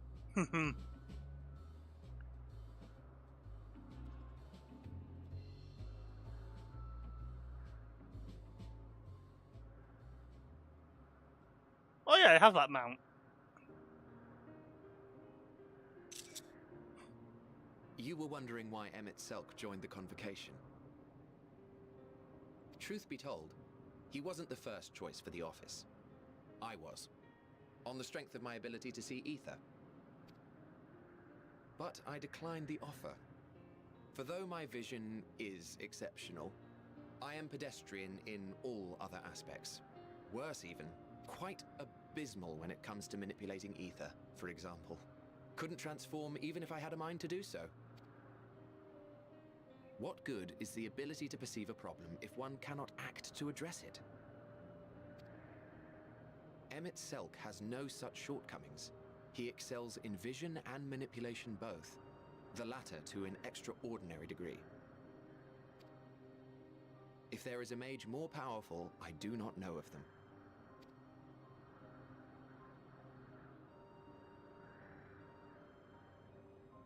Thus did I recommend him for the office in my stead. And I wasn't the only one. Far from it. Countless others vouched for his skill and character. People the world over, to whom he had previously lent a helping hand. Oh, how surprised he was. Claimed he hadn't done anything remarkable for anyone. Modest to a fault. He deserved every bit of acclaim he received. Yet he may well have gone unappreciated were it not for a mutual friend. A singular soul who can't help but involve himself in the business of others. Where he walks, excitement is certain to follow.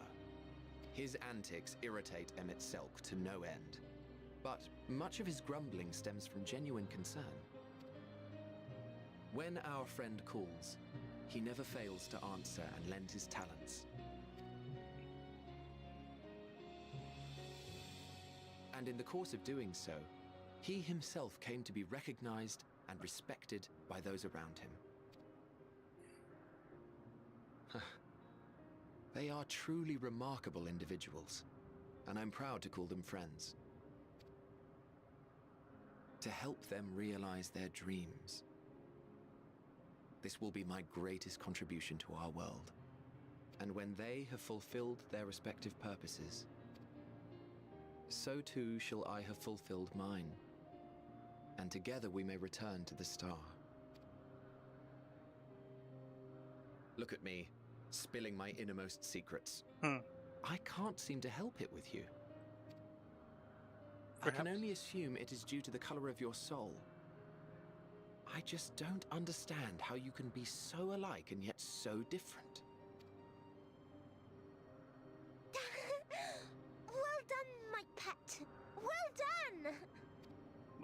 pet? Oh, it's so happy.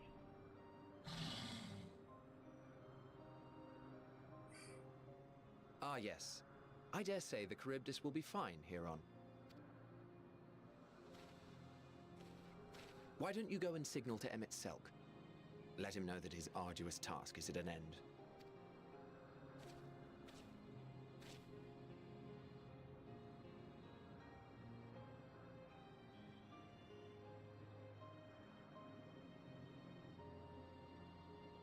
It is a cool mount.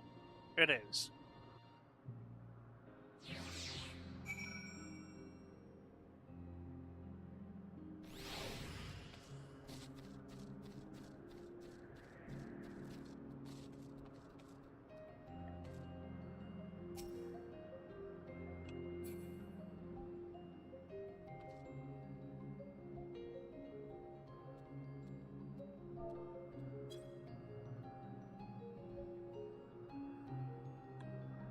Emergence from review. Emmett Selk notices you and begins to descend upon the with the Charybdis.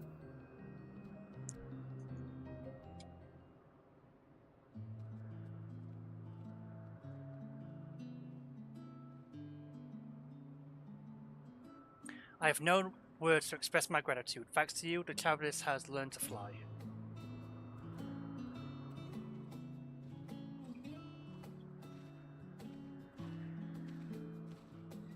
And Gordon and I could relax and have a pleasant chat.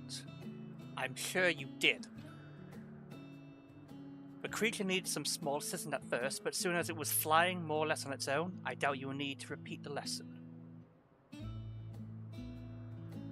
That was truly impressive. I witnessed it all from afar. The cloud abyss flies. Indeed, with this we've proven that even a creature with skewed etheric balance is capable of flight. But we helped it to achieve this. The Cerberus is a herd animal. They may well aid their struggling king in like fashion if were to need arises. Keeping this in mind, I bid you continue observing them. If that's what you want. But if I may say so, rather than hopping on idealistic possibility come to pass, would not be similar to have concept adjusted. That way we could guarantee the anomalies such as the specimen were never born in the first place. These creatures are already here. We will spare no effort in giving them a chance to survive. As you wish, Chief. As you wish.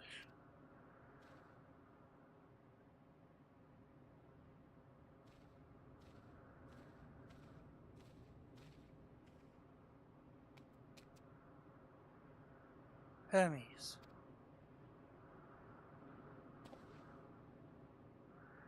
I'm fine. Don't worry. Well, that concludes all my present tasks. Let us return to Agnarosis for now.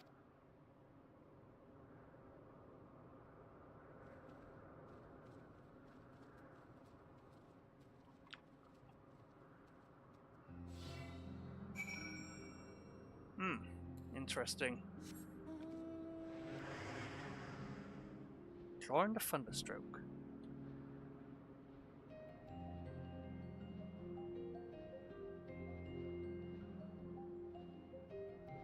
Now, what's up here?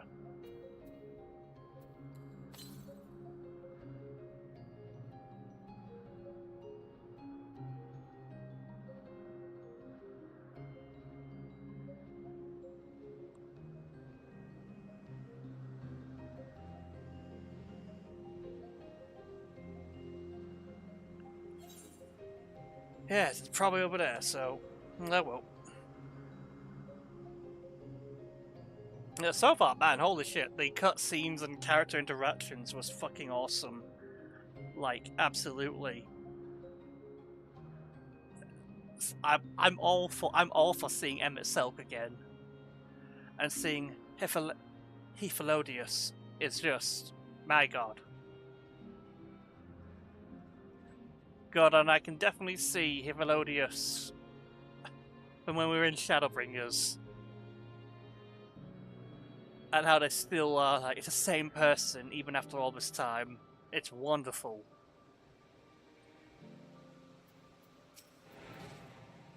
What? Want to apologize for forcing me to help you, do you? Save your breath. You didn't force me to do anything. I merely chose the most expeditious way to have done the evident up to our business. Oh, man.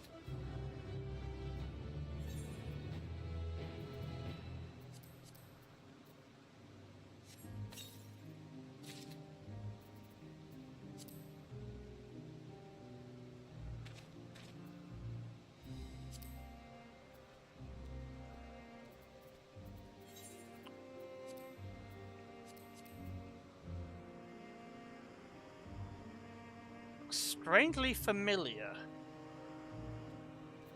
I must say so myself. Something seems to be weighing on Hermes' mind.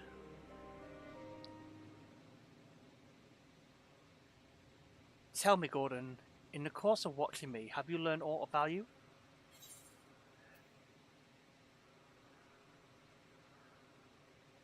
Dynamis seems promising.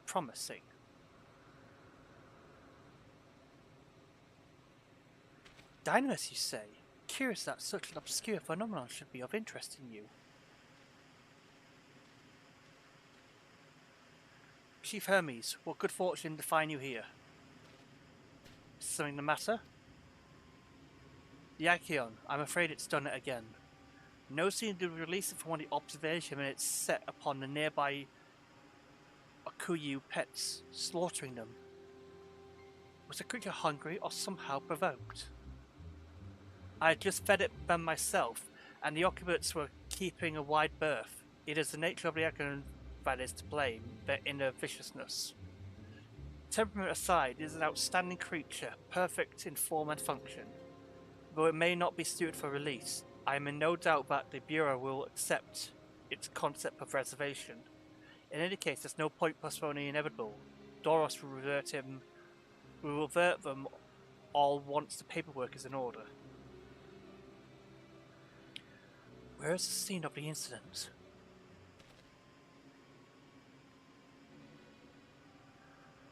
Just off the path of the 12 Wonders. As you make your way, you should see it on the left. I don't know if Doris is still there, however. Hermes, wait!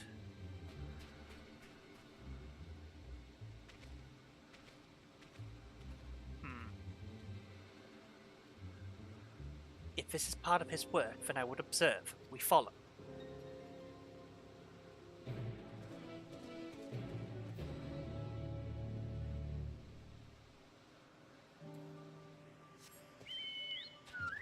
Right. Ooh. The fuck is this shit? Yeah, I'll do it in my own time.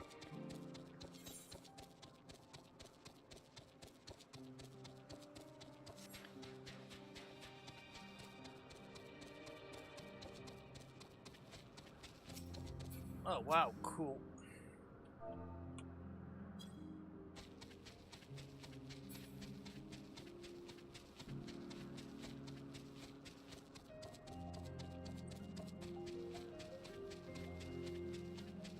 Ooh, look at that pheasant. Oh, that's what we're after. Okay. So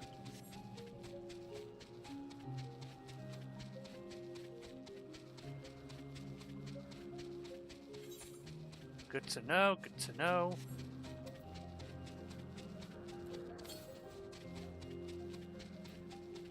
Yep, so it's in a new location I can't get to. Okie dokie.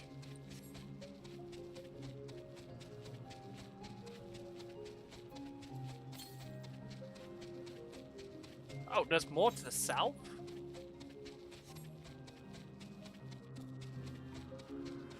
Unless it's up there.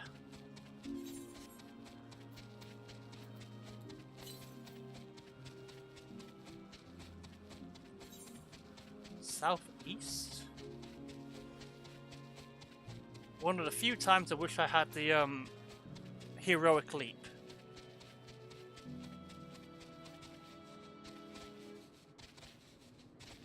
Jump. There we go.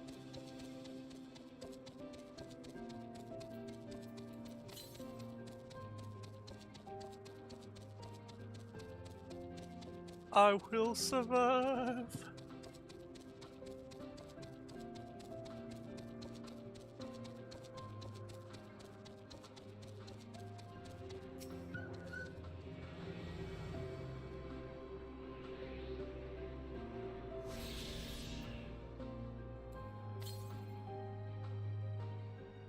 To the west. It's over there. Shit. Come. We must burn this place. Burn it to the ground.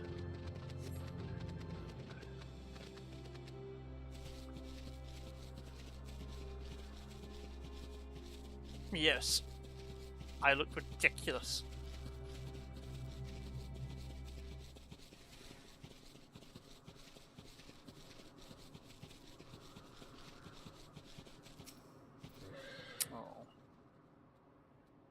The lacerations and burns are unmistakable. Lycan was indeed responsible.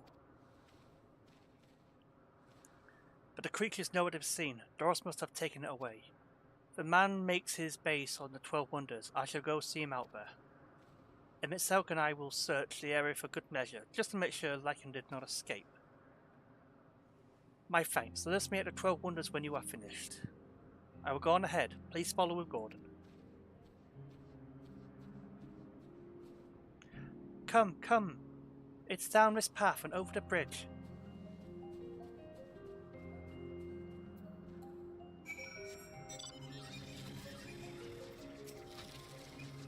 A fearsome beast, this Lycaon. Where is it now?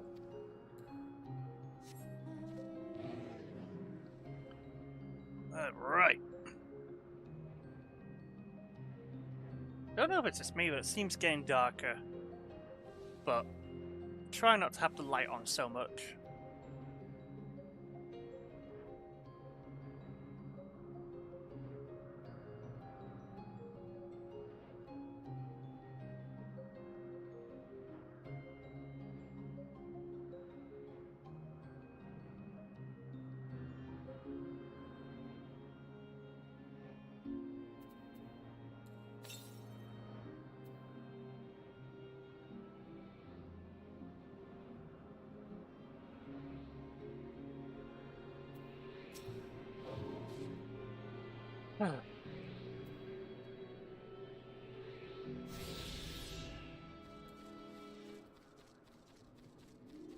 Please get me out of these shoes.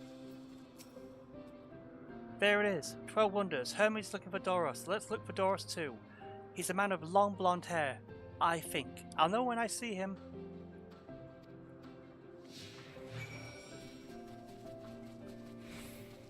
For now, run! Fucking run!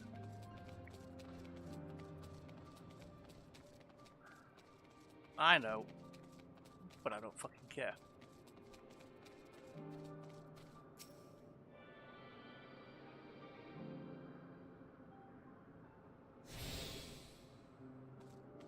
There we go, we got that ship, so we're alright.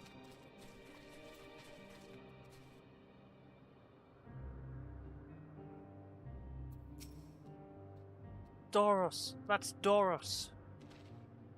Well now, if it isn't Meteor, what brings you here?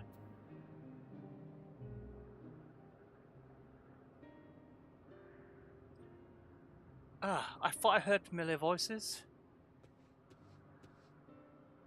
I didn't realize you two had decided to help me search for Doros. Thank you.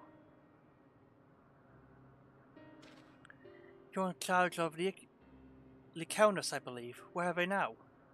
Out in the fields in restraints. Frenzied as they were, I couldn't well return them to Inkitis. Once I submitted my report, I'll see them reverted without delay. It's as he says, the beasts are indeed quite ferocious. You're one of the 14th. What brings you here? Nothing you need concern yourself with, as you were. We've heard the news that a Lycaon slaughtered occupants. As the observer in charge, you are the opinion they are not to be released. I am. The abnormal aggression and exceptional strength makes for a highly problematic combination. It matters not as they are re-released. Lycones would threaten other species and upset the natural order. Could it be that the specimens observed as an outliner? Highly unlikely. We've created a good many of them, all exhibited the same tendencies. Even when we used Kairos to begin with fresh slate, their behavior was unchanged. Kairos? A memory reconfiguration system. The chief himself created it. It allows us to erase or alter memories, that we may observe creations in different environmental conditions without needing to remake them or from scratch. Quite impressive and potentially dangerous, depending on the intensity of the etheric emissions. Pashtarut may wish to have words with you. Rest assured, I've kept all the values within prescribed limits and to prevent misuse. Its applications are limited to those authorized by the Chief Overseer. Do not misunderstand. To manipulate a subject memories is an intrusive act I deeply abhor, but is still preferable to execution. Come now, Chief, let's not be so melodramatic. What was born of Aether is simply being reduced to its original state. I know this thinking concerns you, but we mustn't lose sight of the bigger picture, making rational choices for the sake of a more prosperous star. If a creation cannot be properly studied even with the aid of Kairos, we remake it. If a creation is deemed detrimental existence, we unmake it. 'Tis all for the greater good, and none question the necessity of such routine processes. I understand these things, I do. I would never think to unleash a clear and undeniable threat onto the world. Yet, insignificant through their individual lives may be next to all creation, it is all the Lycanos have. Before we seal their fates, we owe it to these beings to exhaust all options, to ensure that nothing has been overlooked. Well, I tried. If you insist, let me provide you a full report and we may take it from there.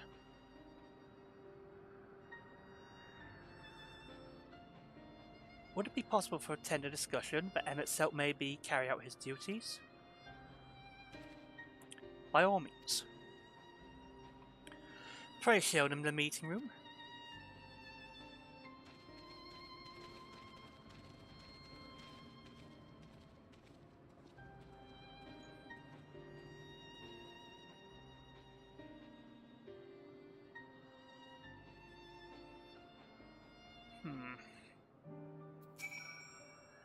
To man, other beings are just things, to be used and controlled, like magic. That's what Hermes told me once.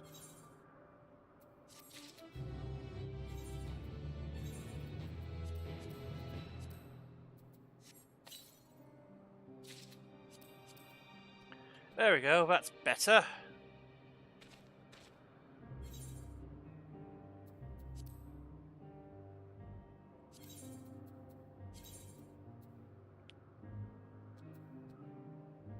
Whatever.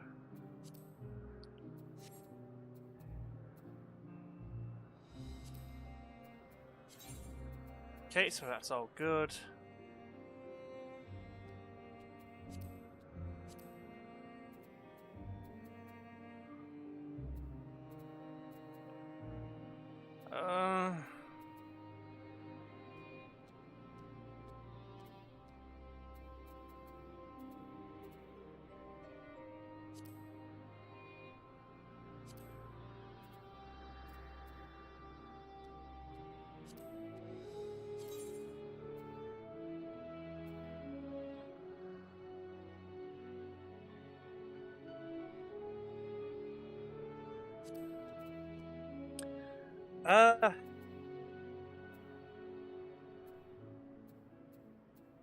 I don't know, I feel a little confused for some reason.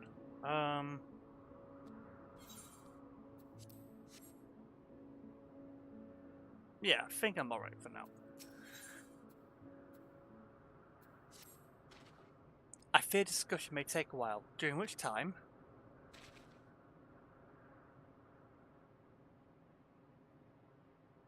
Mateon, are you feeling unwell? It's not me, Hermes, it's you.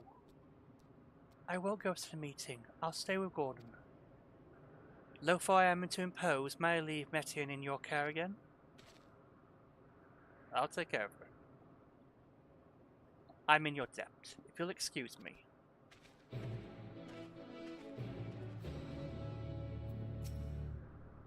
Can you help me with something, Gordon? The meeting will make Hermes sad. I want to cheer him up with a flower. Hermes likes flowers the most of all creations in Elpis. Most creations are expected to be interesting, or beautiful, or strong, better in some way. But flowers are different. They're designed to suit our emotions, what we feel and want to convey. Hermes likes that. I can't make flowers, so I'll search for one, and I want you to search with me. Let's start here, at the 12 Wonders. Alright.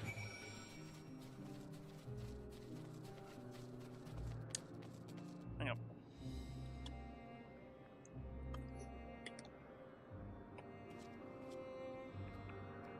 There.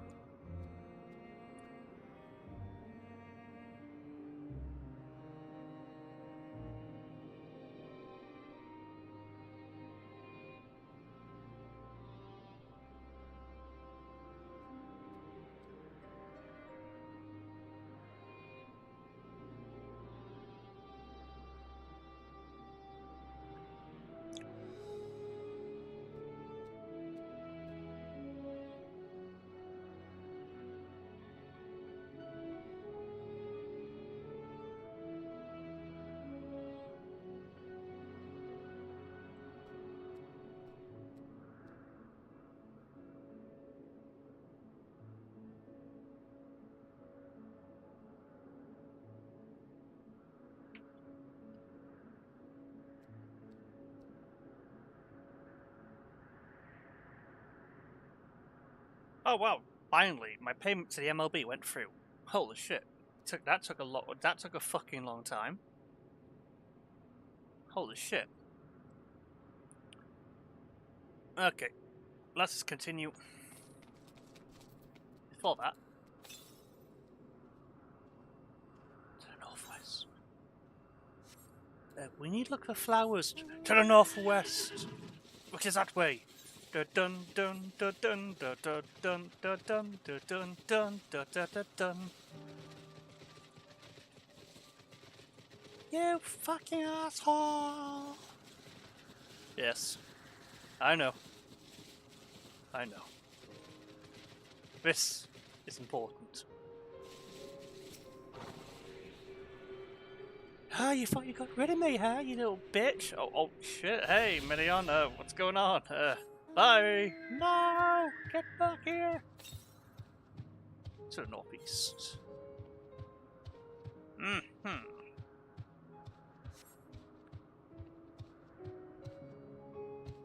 So, if I am to think, it is still up here.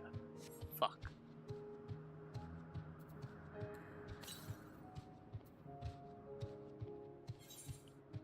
Ah! What was that? Shit. Okay. I don't know, bro.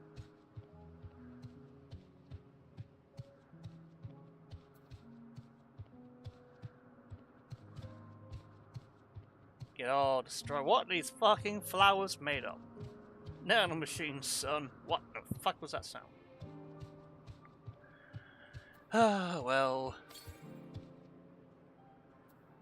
I guess I can do it for another day. Did you find what you were looking for, bitch? Oh, shut up. That's not how you pick flowers. What do you want me to do?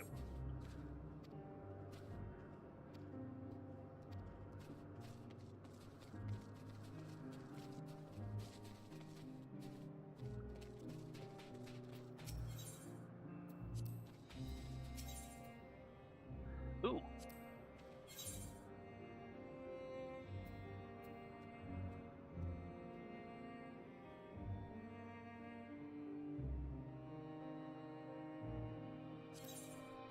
No.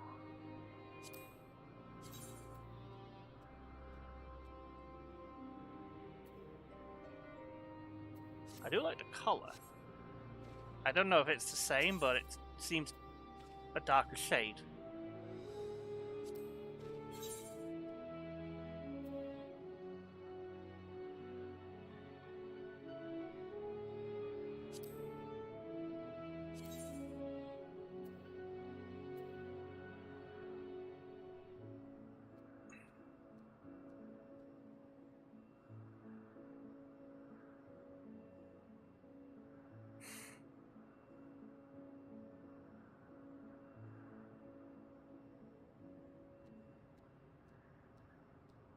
my Shadowbringer item is still... That's not Shadowbringers, no. They're still more powerful, like, holy crap. I'm glad I, grinded my ass out to get that gear. Because it has really helped me in the long run. No flowers. If there were apples, we could have covered them in syrup. Let's head outside next. Don't worry, we won't wander far.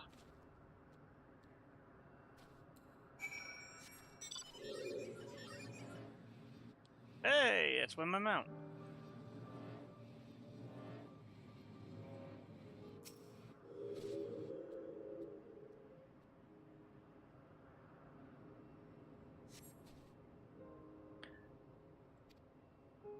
Bees would be better for Hermes, but they're hedged in. That means we shouldn't touch them. They're either under observation or poisonous. Any other places should be fine though. Let's keep looking.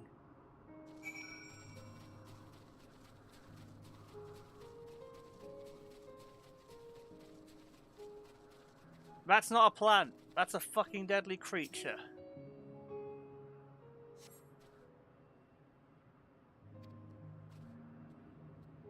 Oh, a conian, a flower that can move. When Hermes was looking, it shot seeds at him. Not a good gift, maybe. But you're good, Gordon. At spotting flowers. Let's find some. We'll find something soon. They're fucking deadly little shits.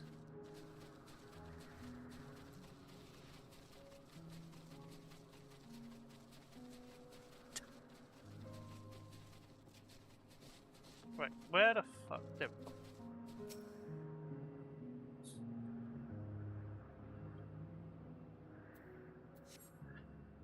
You spy nothing, blah blah blah.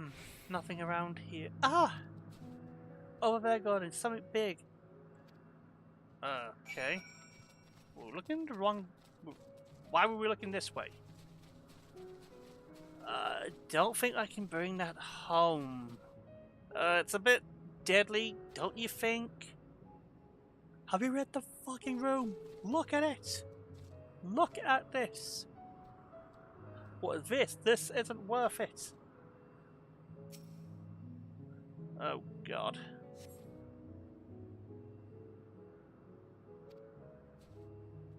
It's an Adonis. These things around its mouth look like petals, but the flowers are orbs on its head. When Hermes inspected it, swallowed him up. He didn't leave his room for days. What do you think, Gordon? Would he like it? I'd rather not go near that thing. So, not this one either. Finally, a good flower. It's harder than I thought. I'm sorry, Gordon, but can we search a little more? Maybe as far as the fields over there. I'll pick something after that, I promise. Yeah, we're going a bit farther and farther away, so...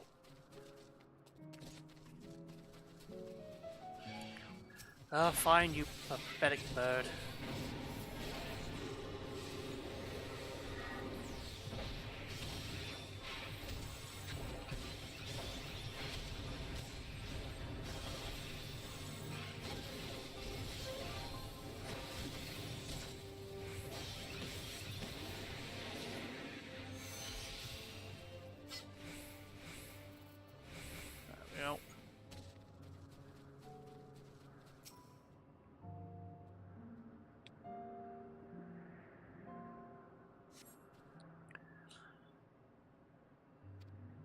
Oh, there's nothing.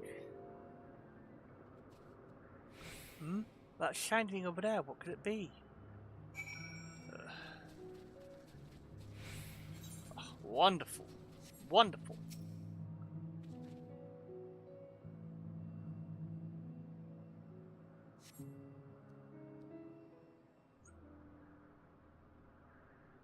Oh.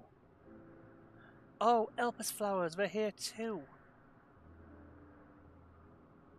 Hermes likes and dislikes them at the same time.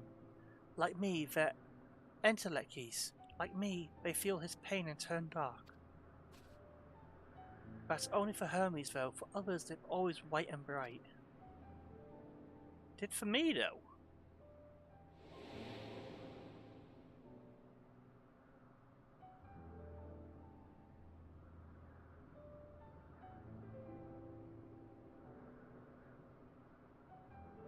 Truly, the flower was dark in your home? Then do you have it too, a dark emotion?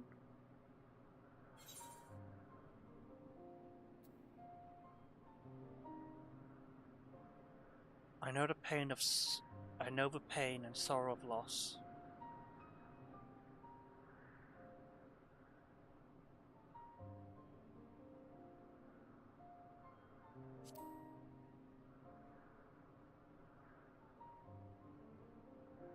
I see. Hermes has known the same, the feeling part you is gone, again and again, but no one notices. Please, Gordon, won't you lend it to me, your pain and sorrow? I want you to make the flower dark in front of Hermes. He has been in dark place since before he created me. He needs to know that he isn't alone. My others are sad too.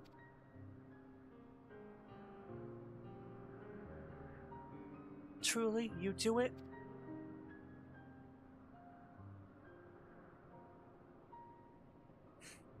Thank you, Gordon. Thank you. It means more to me than I can say.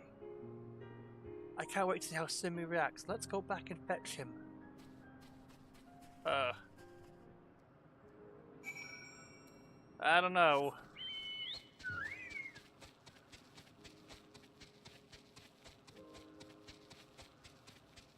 Poisonous? Oh well.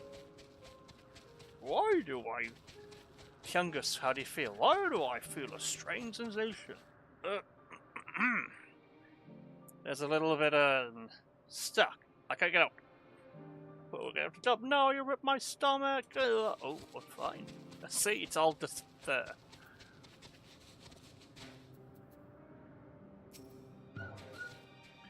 It seems they're still thinking. Let's wait until they're finished.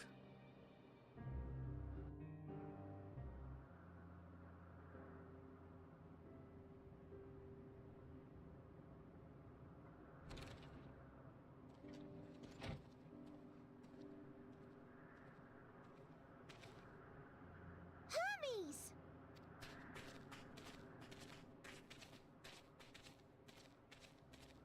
Oh, you were waiting for me.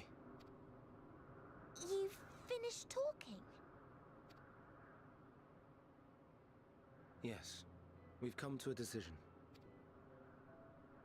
My thanks for keeping Meteon company. Emmett Selk and Hythlodaeus have already retired to their rooms. There is room for you too, if you would follow me. Wait! I want to show you something first.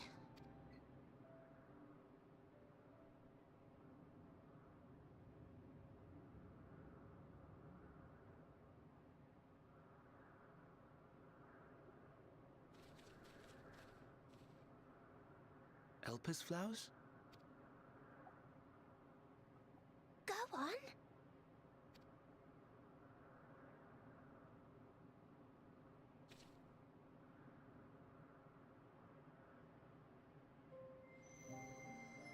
Whoa.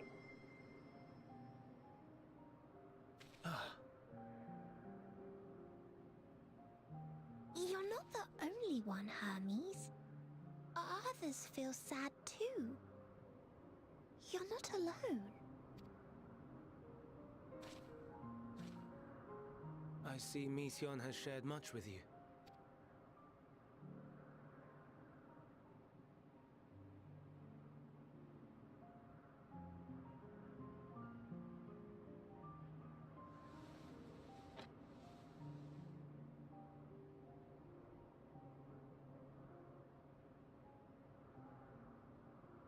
May we talk a moment? Oh.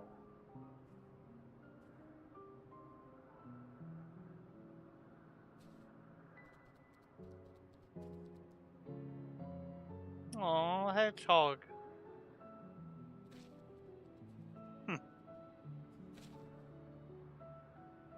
I do not think it wrong that we live for the star, that we strive to make it a better place. And yet, in carrying out my duties here, there are times when I am plagued by doubt. Do you recall what Hythlodaeus said when we Hythlodaeus first said. spoke of my nomination? Death is the privilege of those who have fulfilled their purpose, a choice they embrace of their own free will, and when they depart, it is always beautiful. Perhaps it is, but only for man. Creations that he deems useless are discarded with nary a second thought.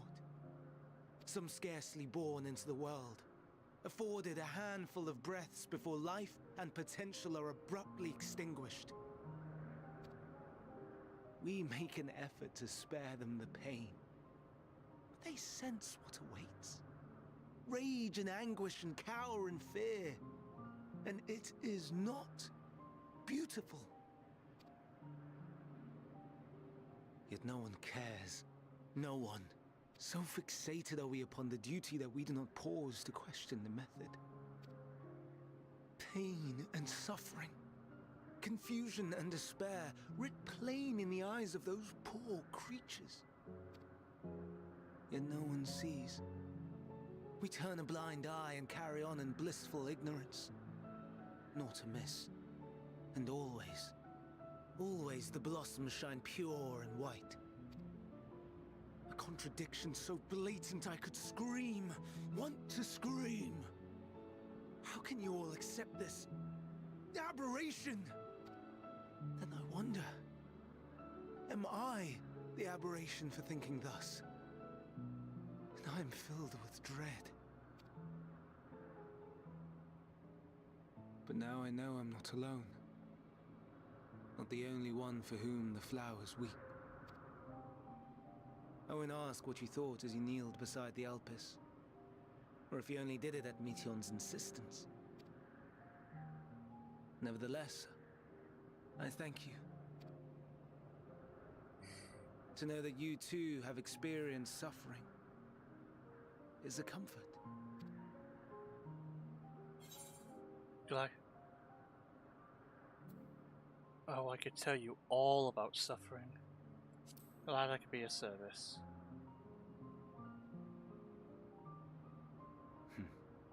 To so willingly lend an ear to ease my burden, you are a strange one.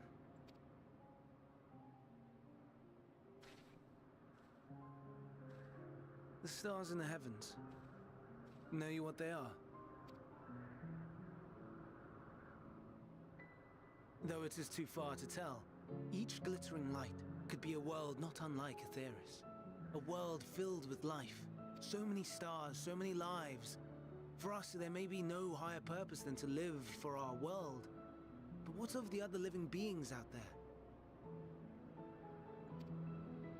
What is it that gives their lives meaning? That drives them day after day after day? To pose that question to our undiscovered cousins, I created beings of dynamis, who can traverse the vast emptiness between the stars. Meteon and her sisters. Aye, sisters. She has a great many of them, and they have already departed on their journey, Garuda? traveling to one star and then the next in search of life. As one might expect, exploration on such a grand scale is rife with difficulties, and thus far I've naught to show for it. But I have faith that we will make some manner of discovery ere long. And when we do, I should be glad to share our findings with you, in gratitude for your kindness. It's getting rather late. We had best find our beds. It would not do for both of us to be sleep-deprived on the morrow. Come, Meteon. Let us head back. All right.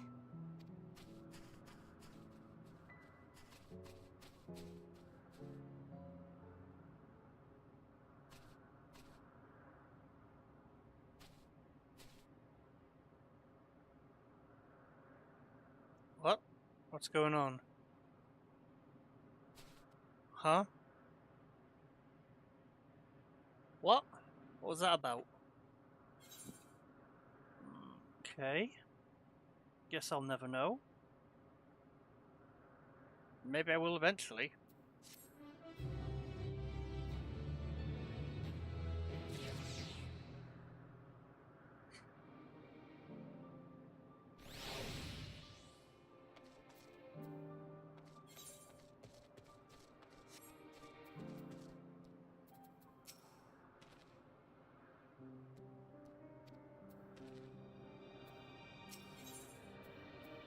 Ooh.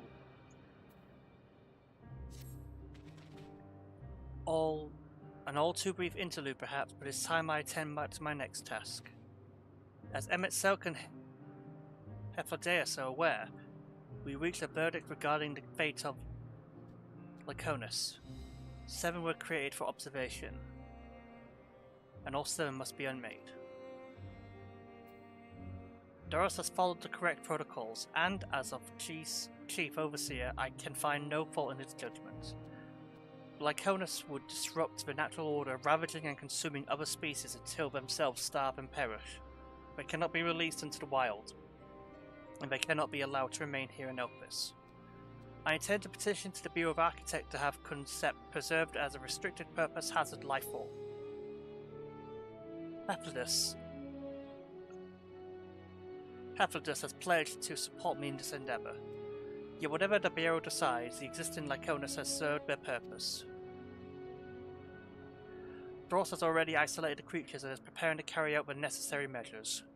I will join them forthwith. It is my duty to witness the conclusion to this study. If you are resolved, then we are but to accompany you. Of course, let's be off then. We remain to the main island.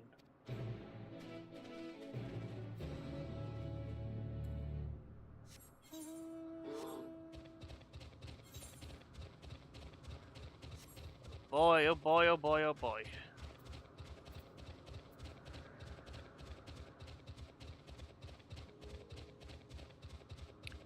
Well, time to go pacify some creatures.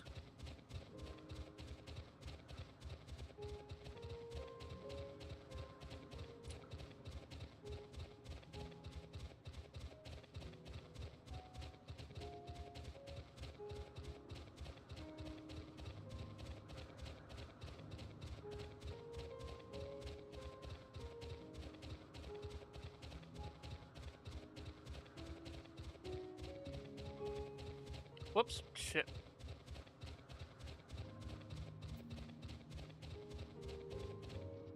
Oh god. Oh, these fuckers.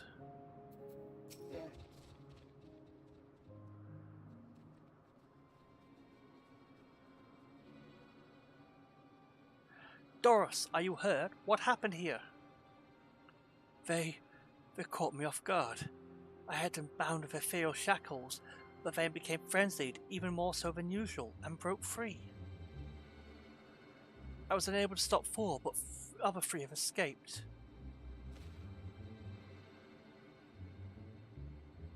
I see them. 2 have taken to the air above, to the 12 Wonders.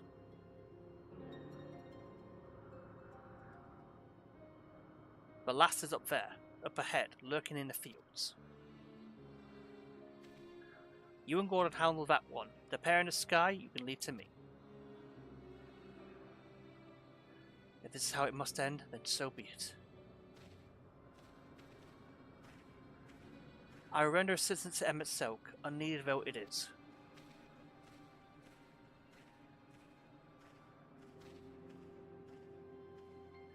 Medion, you are to stay with Doris.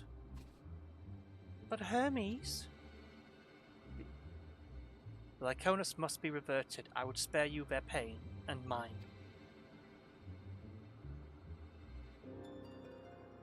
This is my burden, not yours, but if you are intent on helping, then please, follow my lead.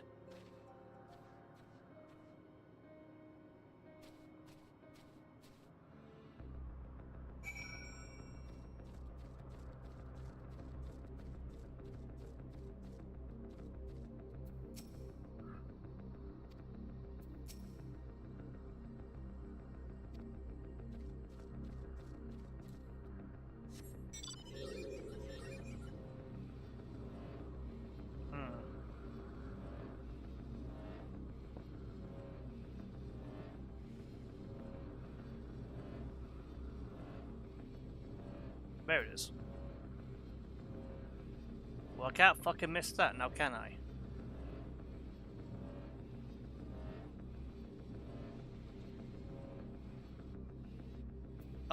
Was I not supposed to go for under it? Shit, sorry.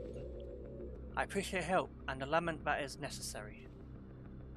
There it is, our quarry, within striking distance at present, but if it feels threatened we may well flee beyond our reach. Here's my plan. You will approach slowly in full view and draw the Count's attention. Now, I warn you, its ability are as fiery as its temperament. Once it spots you, it will unleash orbs of flame. But fear not, by my measure, you're more than equal to the task. Withstand the onslaught for a few brief moments and it will give me time to catch you unawares. Ready? Then let us begin.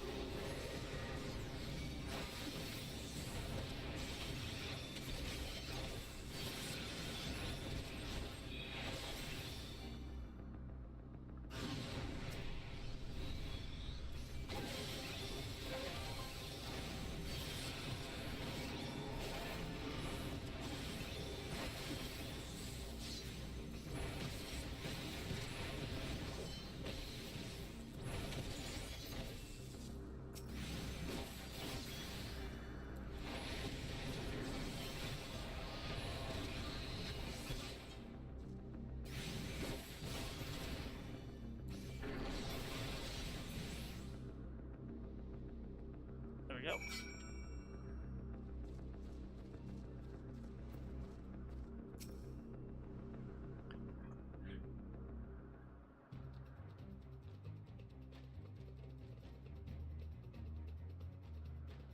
Now.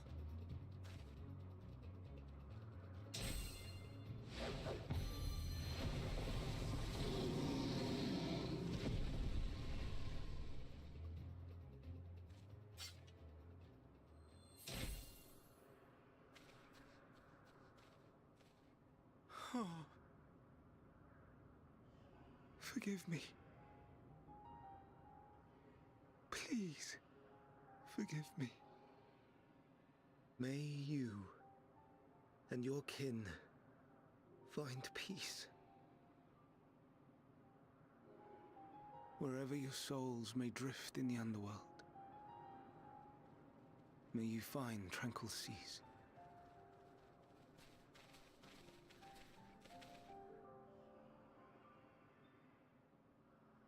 Be not forgotten, in concept endure, to reclaim form and one day live again.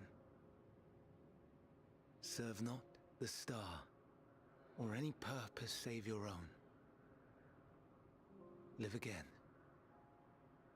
if that be your desire.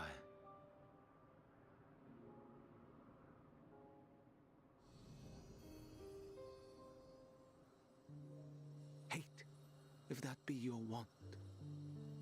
We are worthy. But leave your suffering behind. Lay down your burdens, be born anew. Fly high, fly free.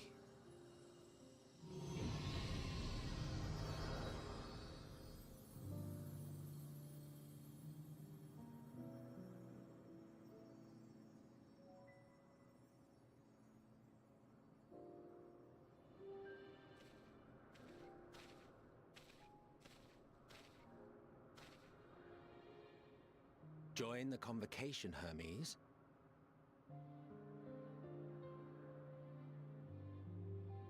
You do not belong here.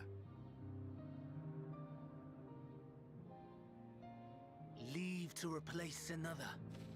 To be replaced. It changes nothing. Tell me, do you think it right that we sacrifice all these lives for the sake of the star? And when the star has reached perfection, what then? If all who are satisfied choose to die, shall we all die in satisfaction?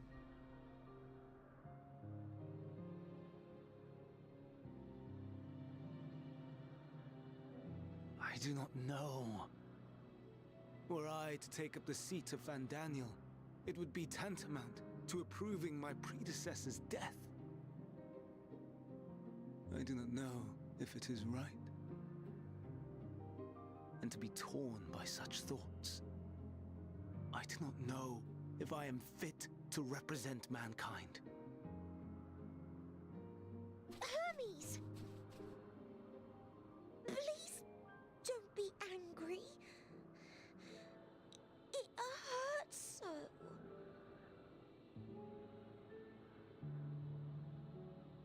Forgive me. If you would still consider me in spite of everything, I beg some time to gather my thoughts. Meanwhile, Hythlodaeus, I fear I must trouble you to attend to the others. 'Tis no trouble at all. Take as long as you require.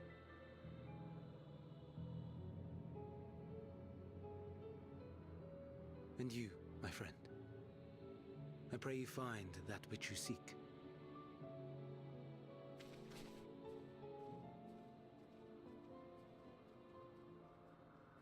I expect we have some few matters to discuss. Shall we return to the 12 Wonders for a time? Aye.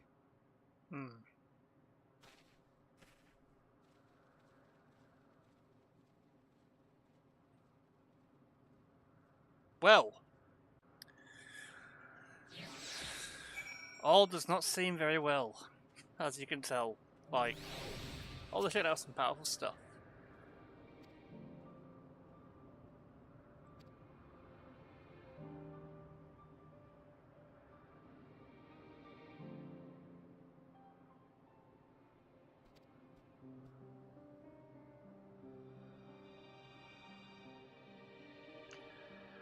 God. Yet never has the departure caused me such grief as Hermes appears to feel. What must it be like to experience such torment?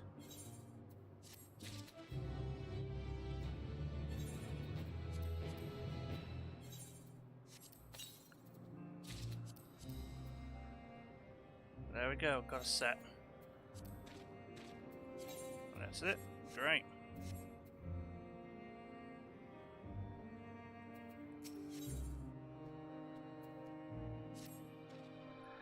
Where to now? If there are anywhere you would like to visit before we leave, I should be glad to show you the way.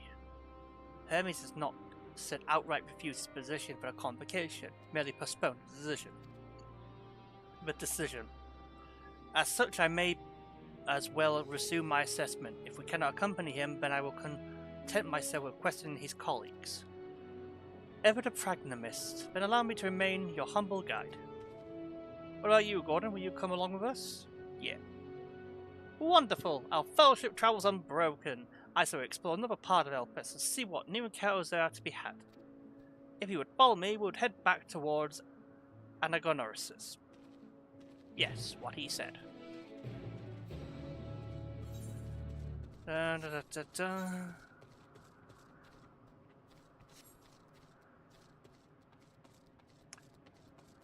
just going to take a little break. I'm going to see what I'm going to be doing. Probably be back about 6, and I'll play for about maybe till 7, and I'm going to go eat. Okay, be right back.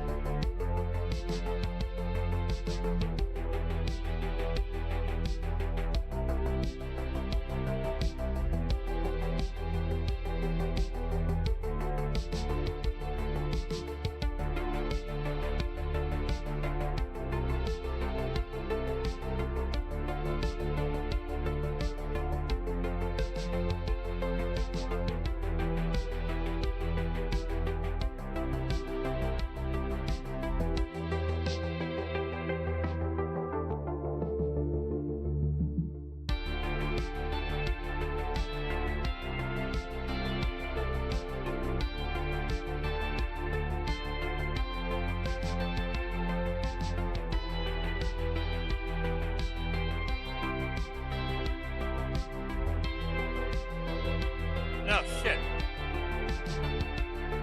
That's my test camera. 1 second.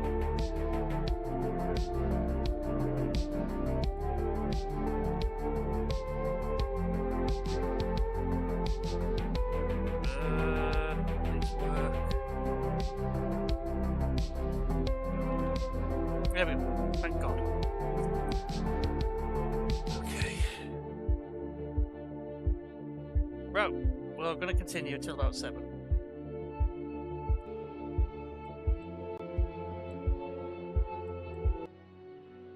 Okay, let's go.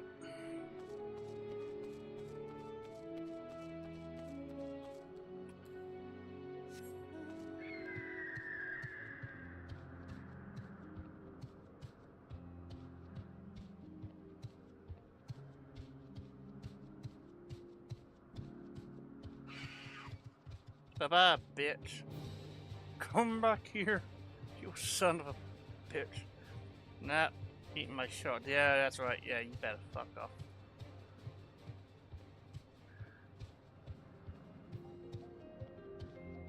Okay.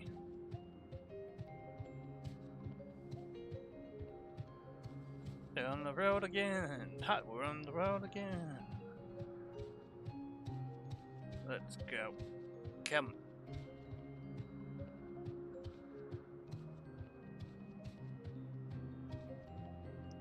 I've actually been wanting to try to do a bit more Gmod. I've been trying to do like a Mario comic, but I've lacked like the understanding of making comics. So yeah. From here, we follow the path northwards to Nothingness. Here we'll find a nest which facilitate travel between the islands and Elpis. First-time travelers may accompany by someone with the requisite permissions, which I have previously been granted. We only need use of the device that together once. Henceforth, you will leave to. You should be able to use it freely, basically. Yep, let's go. Yes, I've been there, didn't know what to do with it.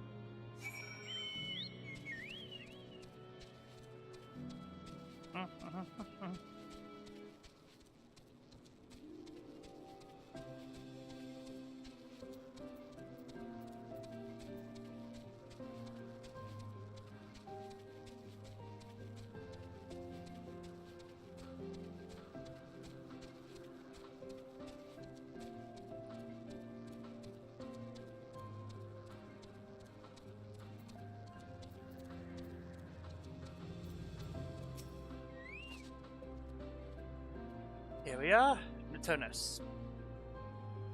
This nest will take us to Camelios Zephyros, the western island. That's it right here. That's it right there, looming large over us. Step this way and we can soon admire the view from above.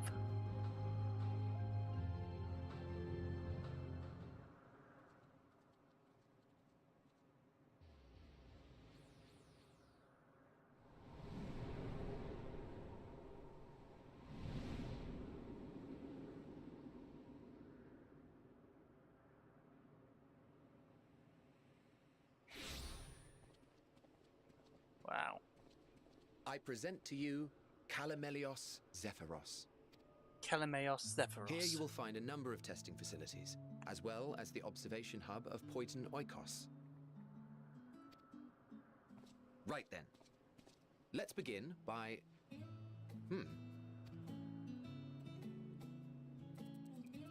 Well, well. An Arrayus. How delightful.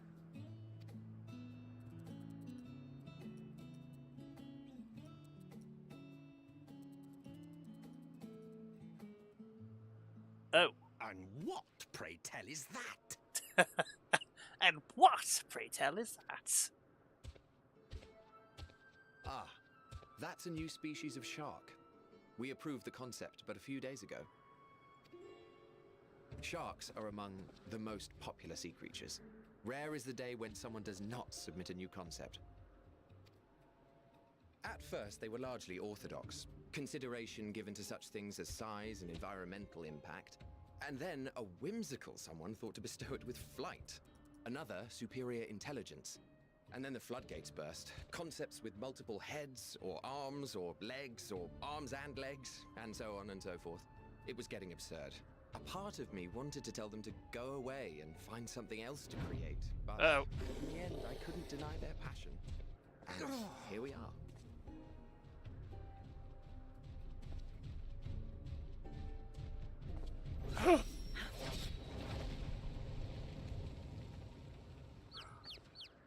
Oh, poor Sharky.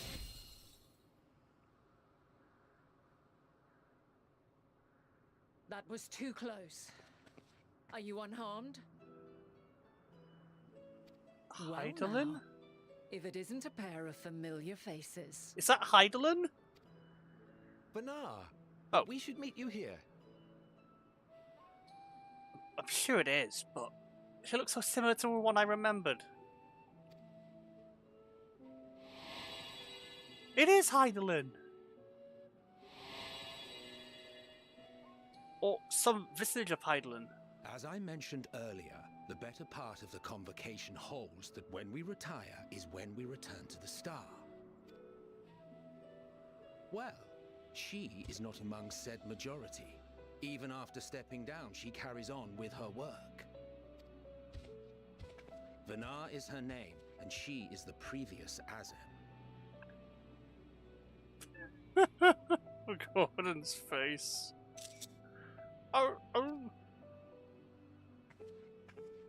It has been a while, Hythlodaeus. You look well. Less so, Emmet Selk. I dare say the lines upon your brow have both deepened and doubled in number. A shame for one so young. You must make an effort to frown less often.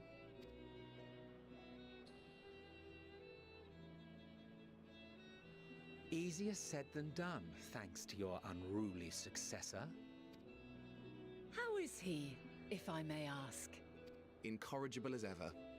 Rushed headlong into a volcano on the brink of eruption just the other day. I should be glad to share the tale in its entirety later, if you're so inclined. Oh, you know I am. Wow, she's Now full of then. life. You are? Of no one in great importance.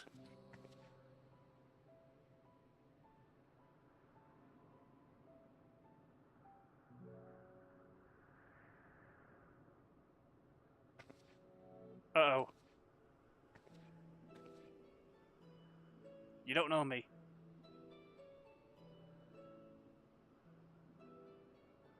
I say, have you perchance come from the future? Huh. I do not believe we have ever met, yet I sense my magic upon you. Therefore, if I wove the enchantment, I could only have done so at a later point in time. What manner of magic is this, if I may ask? A traveler's ward, of course. It prevents the corruption of one's ether.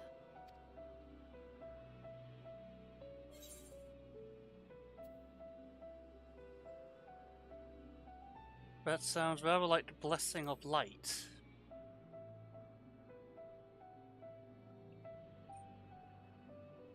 I see you are not ignorant to its presence. And while there are many protective spells, the one you bear is unmistakably mine. Hold on. From the future? That's absurd. Time paradox. We created a time paradox. What is it? Are you unable to speak of the matter?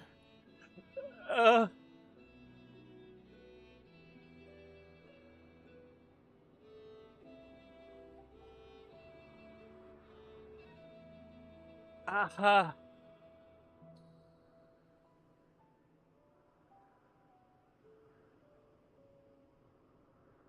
1 second.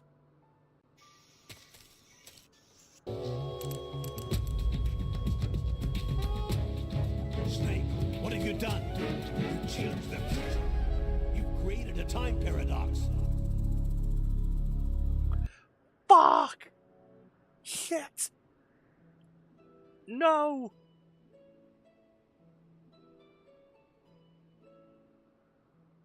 Fuck, I knew it!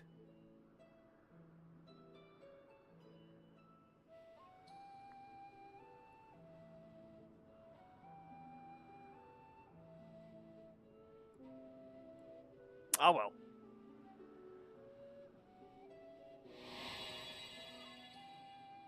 The reality to which you must return exists as a result of the final days. You cannot reshape the past to undo the tragedies of the present.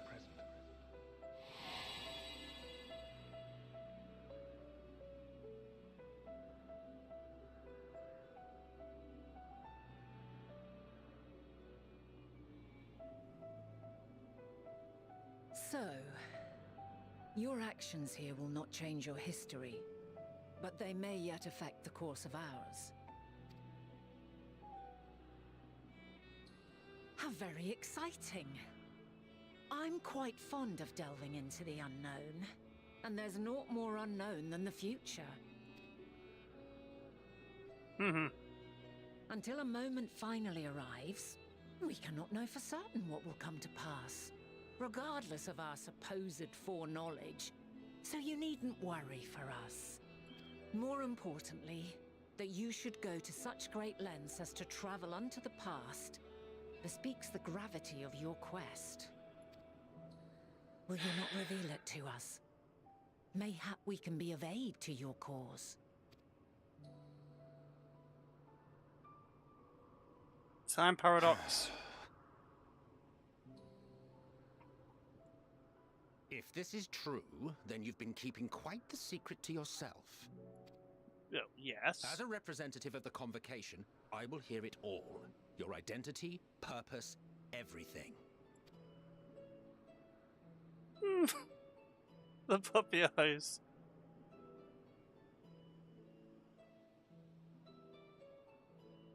Why don't we move to a place more conducive to calm conversation? I've been working here for some days now at an old friend's behest. If it is agreeable, we may make use of my accommodation at Poiton Oikos. Poiton Oikos.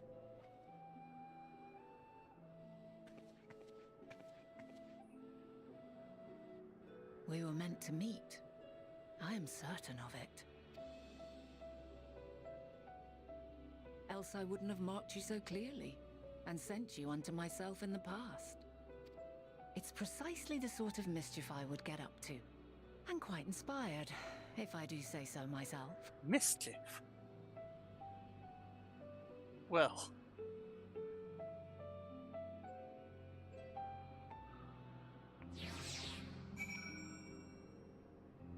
Oh great, is everything that we learned is just gonna be shaken? My apologies, but before we move along, a colleague has tasked me with a matter which I'd rather not leave unresolved. It involves finding certain concept engraved crystal and the quick-fingered Aureus which made off with it. An Aureus, you say? I think we might have seen a culprit being distracted by the business but with the shark. Would you like us to follow a field trail? That would, of course, lead us to the Aureus. There is no guarantee that it hasn't dropped or stacked away the crystal you seek. Please. Even that much would be enormously helpful. While you are hunting down a thief, I can follow behind and scour the forest floor just in case. Could I ask you to join the search? I would appreciate the other pair of eyes to cover land to the west of here. Okay. Many thanks. There's a small bridge leading to the Poiton Oikos. Let's meet there once we've exhausted our efforts.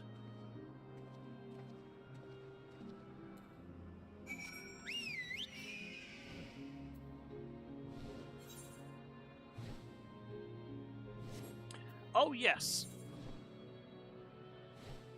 Go down here and we're gonna get our fucking Aether Current.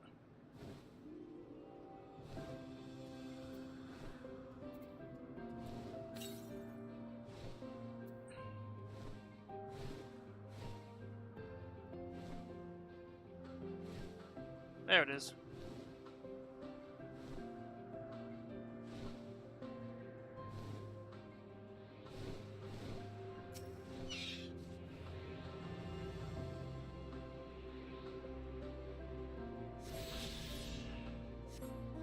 Oh, what are these people doing?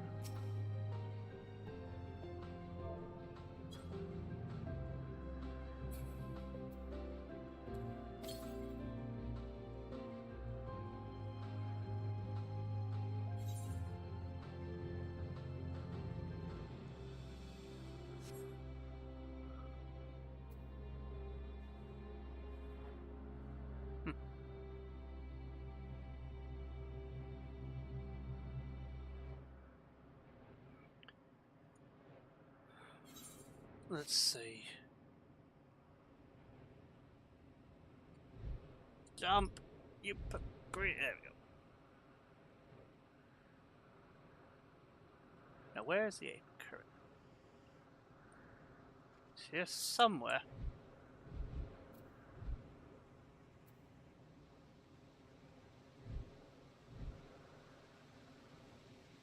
There it is.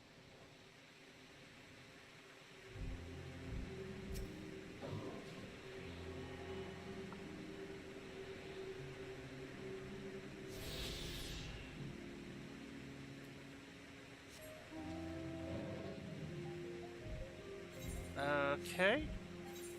Before that.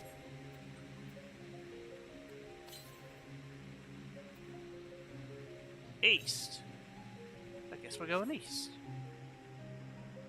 Oh! Oh, my belly. You fucked up my belly. You oh, God damn it. You stupid. Here. Call me stupid. Oh, yes. You're stupid. You can't even speak the words. True. Depressing, but true.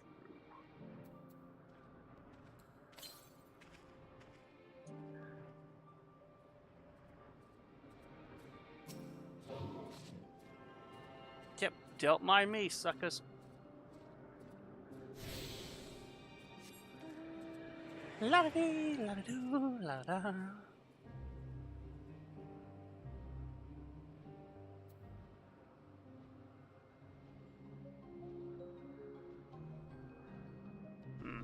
I hear something.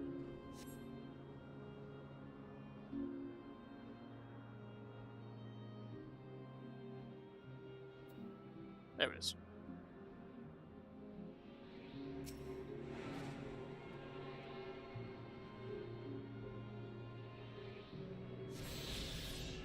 Right, but that's that.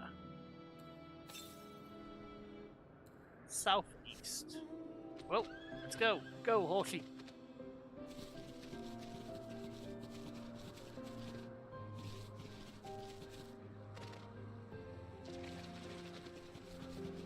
Away from the beast.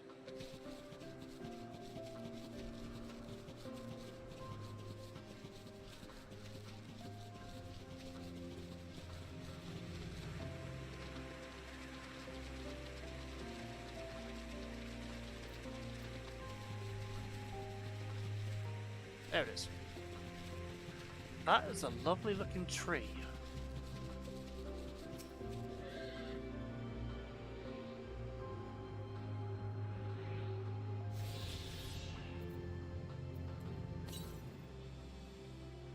North. Ah. Possibly up there. But I'm not going to do it. Let's just get back to the quest. And,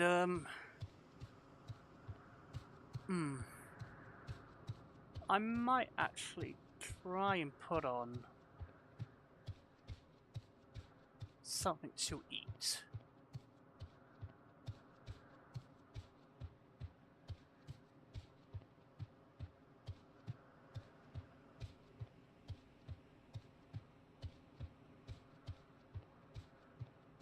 Where are you?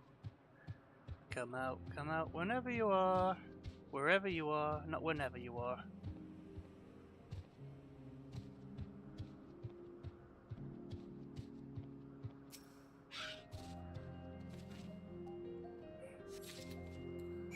There you go. You have it too. Whee! I love this little thing.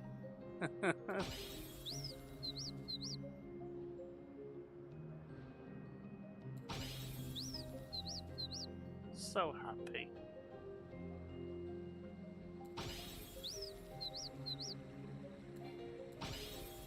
Shit. There we go.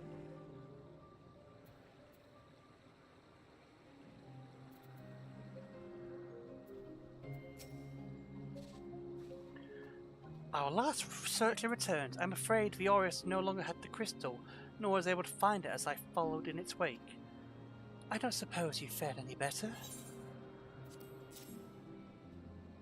That is, the concept became reality. The crystal! Well done. Wonderful. Now I can focus on your tale without missing the concept nagging of my mind. Have you always had a knack for finding things? Travelling and searching go hand in hand. You travel often then? It seems we have something in common. Long ago, when I held the seat of Azam, I was forever trekking back and forth across the star in search of answers to people's problems. Naturally, the need for such joyous journeys has lessened considerably since I entrusted the position to my whimsical successor. Yet I am still eager to come running should an old acquaintance or new interest require my personal attention. That is what brings me to Elpis, in fact. Many times of my presence have been requested, my opinions sought concerning the habit of this or that creation. Agreeing to help locate the missing crystal was a minor distraction, which now promises to become a major revelation. How strange and wonderful it is to find... How strange and wonderful it is the way one thing leads to another, wouldn't you agree?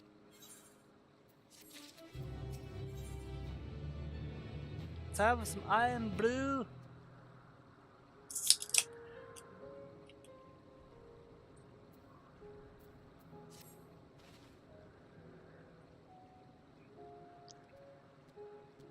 Thank you again for your timely help. Now then, 'tis time I return with stolen property.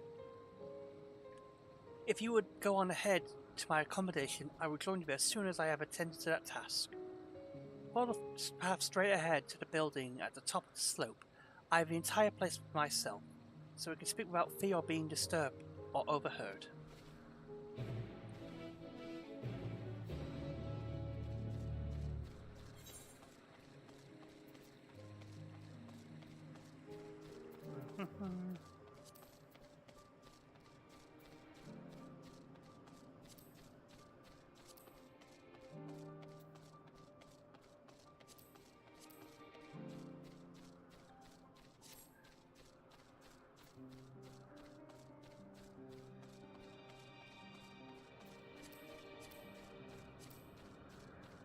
Interesting.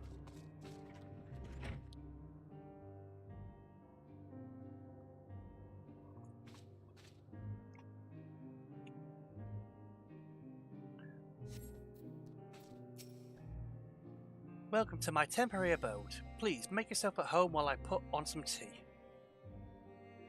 Here we go.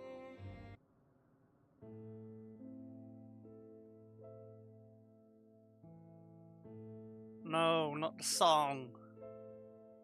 To all of my children. Ah, a wonderful aroma. I feel more relaxed already. Would that I had sweetmeats to offer, but I travel light out of habit. There's plenty of hot water though, so please have as much tea as you like. Now then, will you tell us your tale?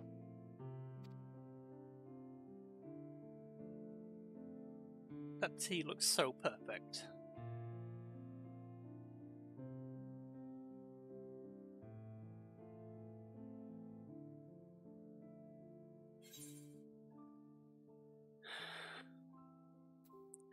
A calamity called the Final Days has befallen the world.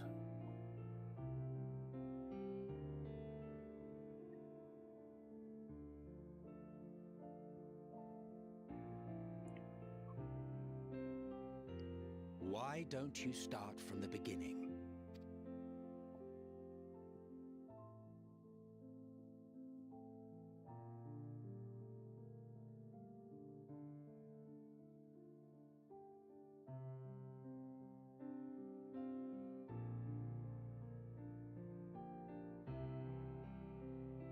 So brave.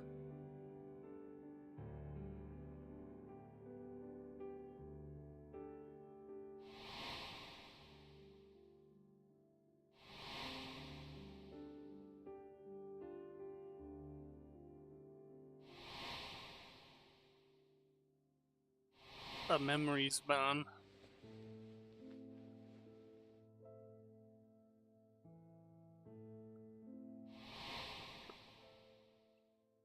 Emmett.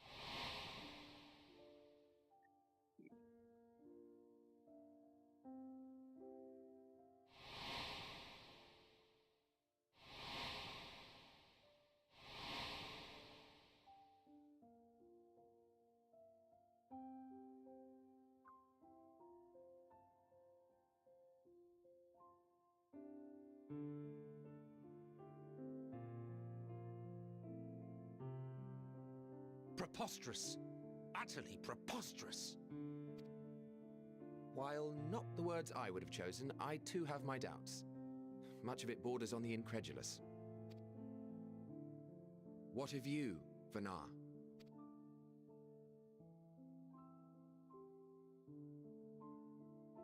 Not knowing the precise details of the first final days, it is difficult to determine the veracity of the tale. Supposing it is all true, I must ask myself why I would do what I did. Why would I feel I had no recourse but to oppose the 14 and create this Hydaelyn? Circumstances change, of course, but it would not have been an easy decision regardless. No, there must have been a reason. One compelling enough to force me to take such drastic measures. Then there is the Elpis flower, which I said would serve as a guide. That it's of import to your mission is plain, but your presence here leads me to believe that this place also holds significance. But what could it be? What are we meant to accomplish? Might it not be simply thus? In the future whence he came, the final days could not be averted. Mankind has no choice but to flee the star. By alerting us to that eventuality, perhaps you wish to pave the way for other futures. Theoretically speaking, it is a possibility. Yet if that were my primary objective, I see no reason to guide our friend to Elpis specifically. The capital and Amarot, or even my own home would be more logical destinations.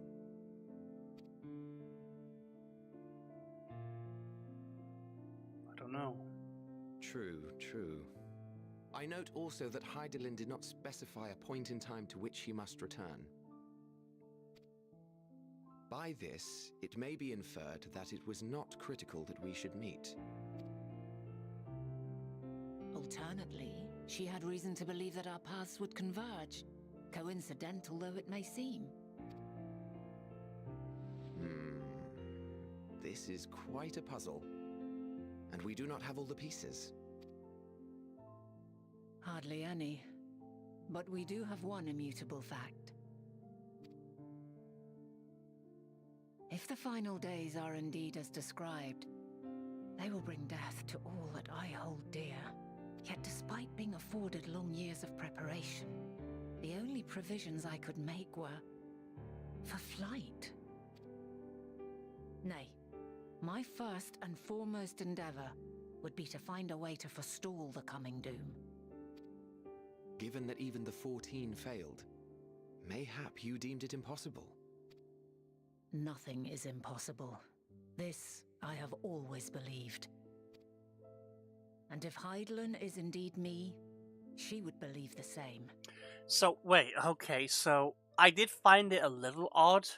I mean, it was obvious that it was a little weird when Hydaelyn asked us for these to do these things. But now it's just like, is this the real Hydaelyn in our world now, or something has terribly gone wrong, or something she just changed her mind about? Listen to yourself. Are you seriously entertaining the notion that you are a messianic figure in some far-fetched tale?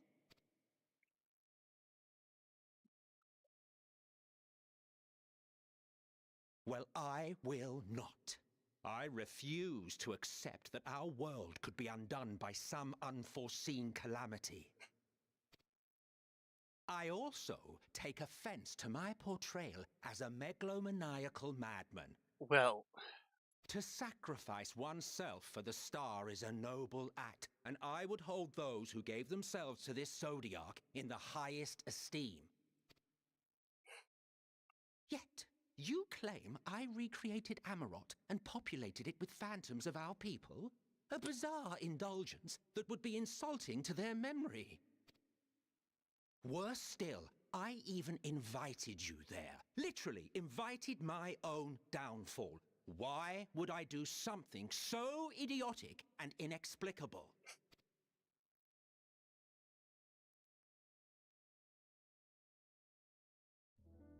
Now, I will allow that the hypothetical task of restoring our world would be daunting in the extreme.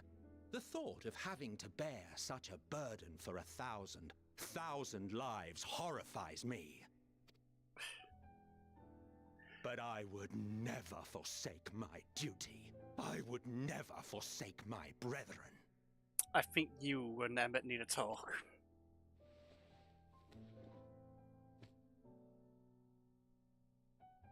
You do not know me. I've had my fill of your fiction. I will return to my duty, and you will not bother me again.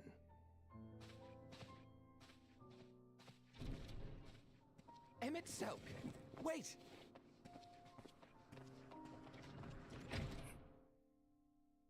You wanted to know? You've seen much of Elpis already. If you have any observations to share, I should like to hear them.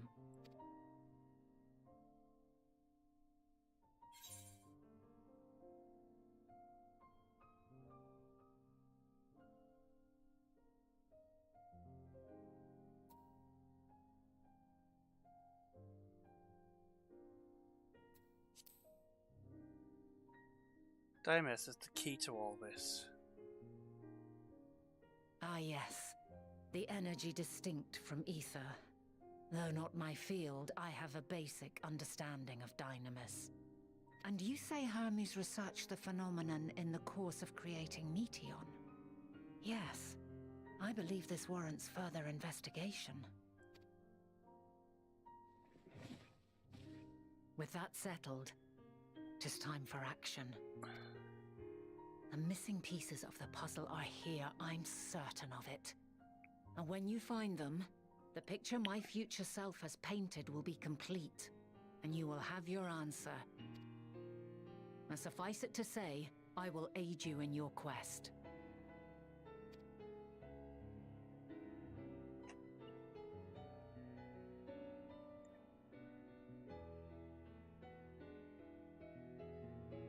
He didn't drink his tea. Have faith. If Emmett Selk is the man Azam described to me, we've not seen the last of him. It's Emmett bloody Selk. The worst and best.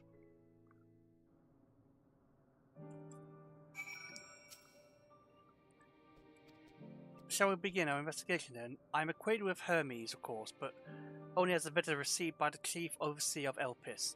Of the man himself, I know only which is common knowledge. First, I suggest we fall back to the tried and true method of conversing with the locals. The observers who live here can surely tell us more of Hermes and Meteon. I have a good idea where we might begin. Right then, I think this is where I'm actually going to call it, because I'm getting a little bit tired of doing it. I know it's been about 3 hours since I've been doing it, but I will try and do it tomorrow, around about this time. Local time is 6:35 PM, and the time and the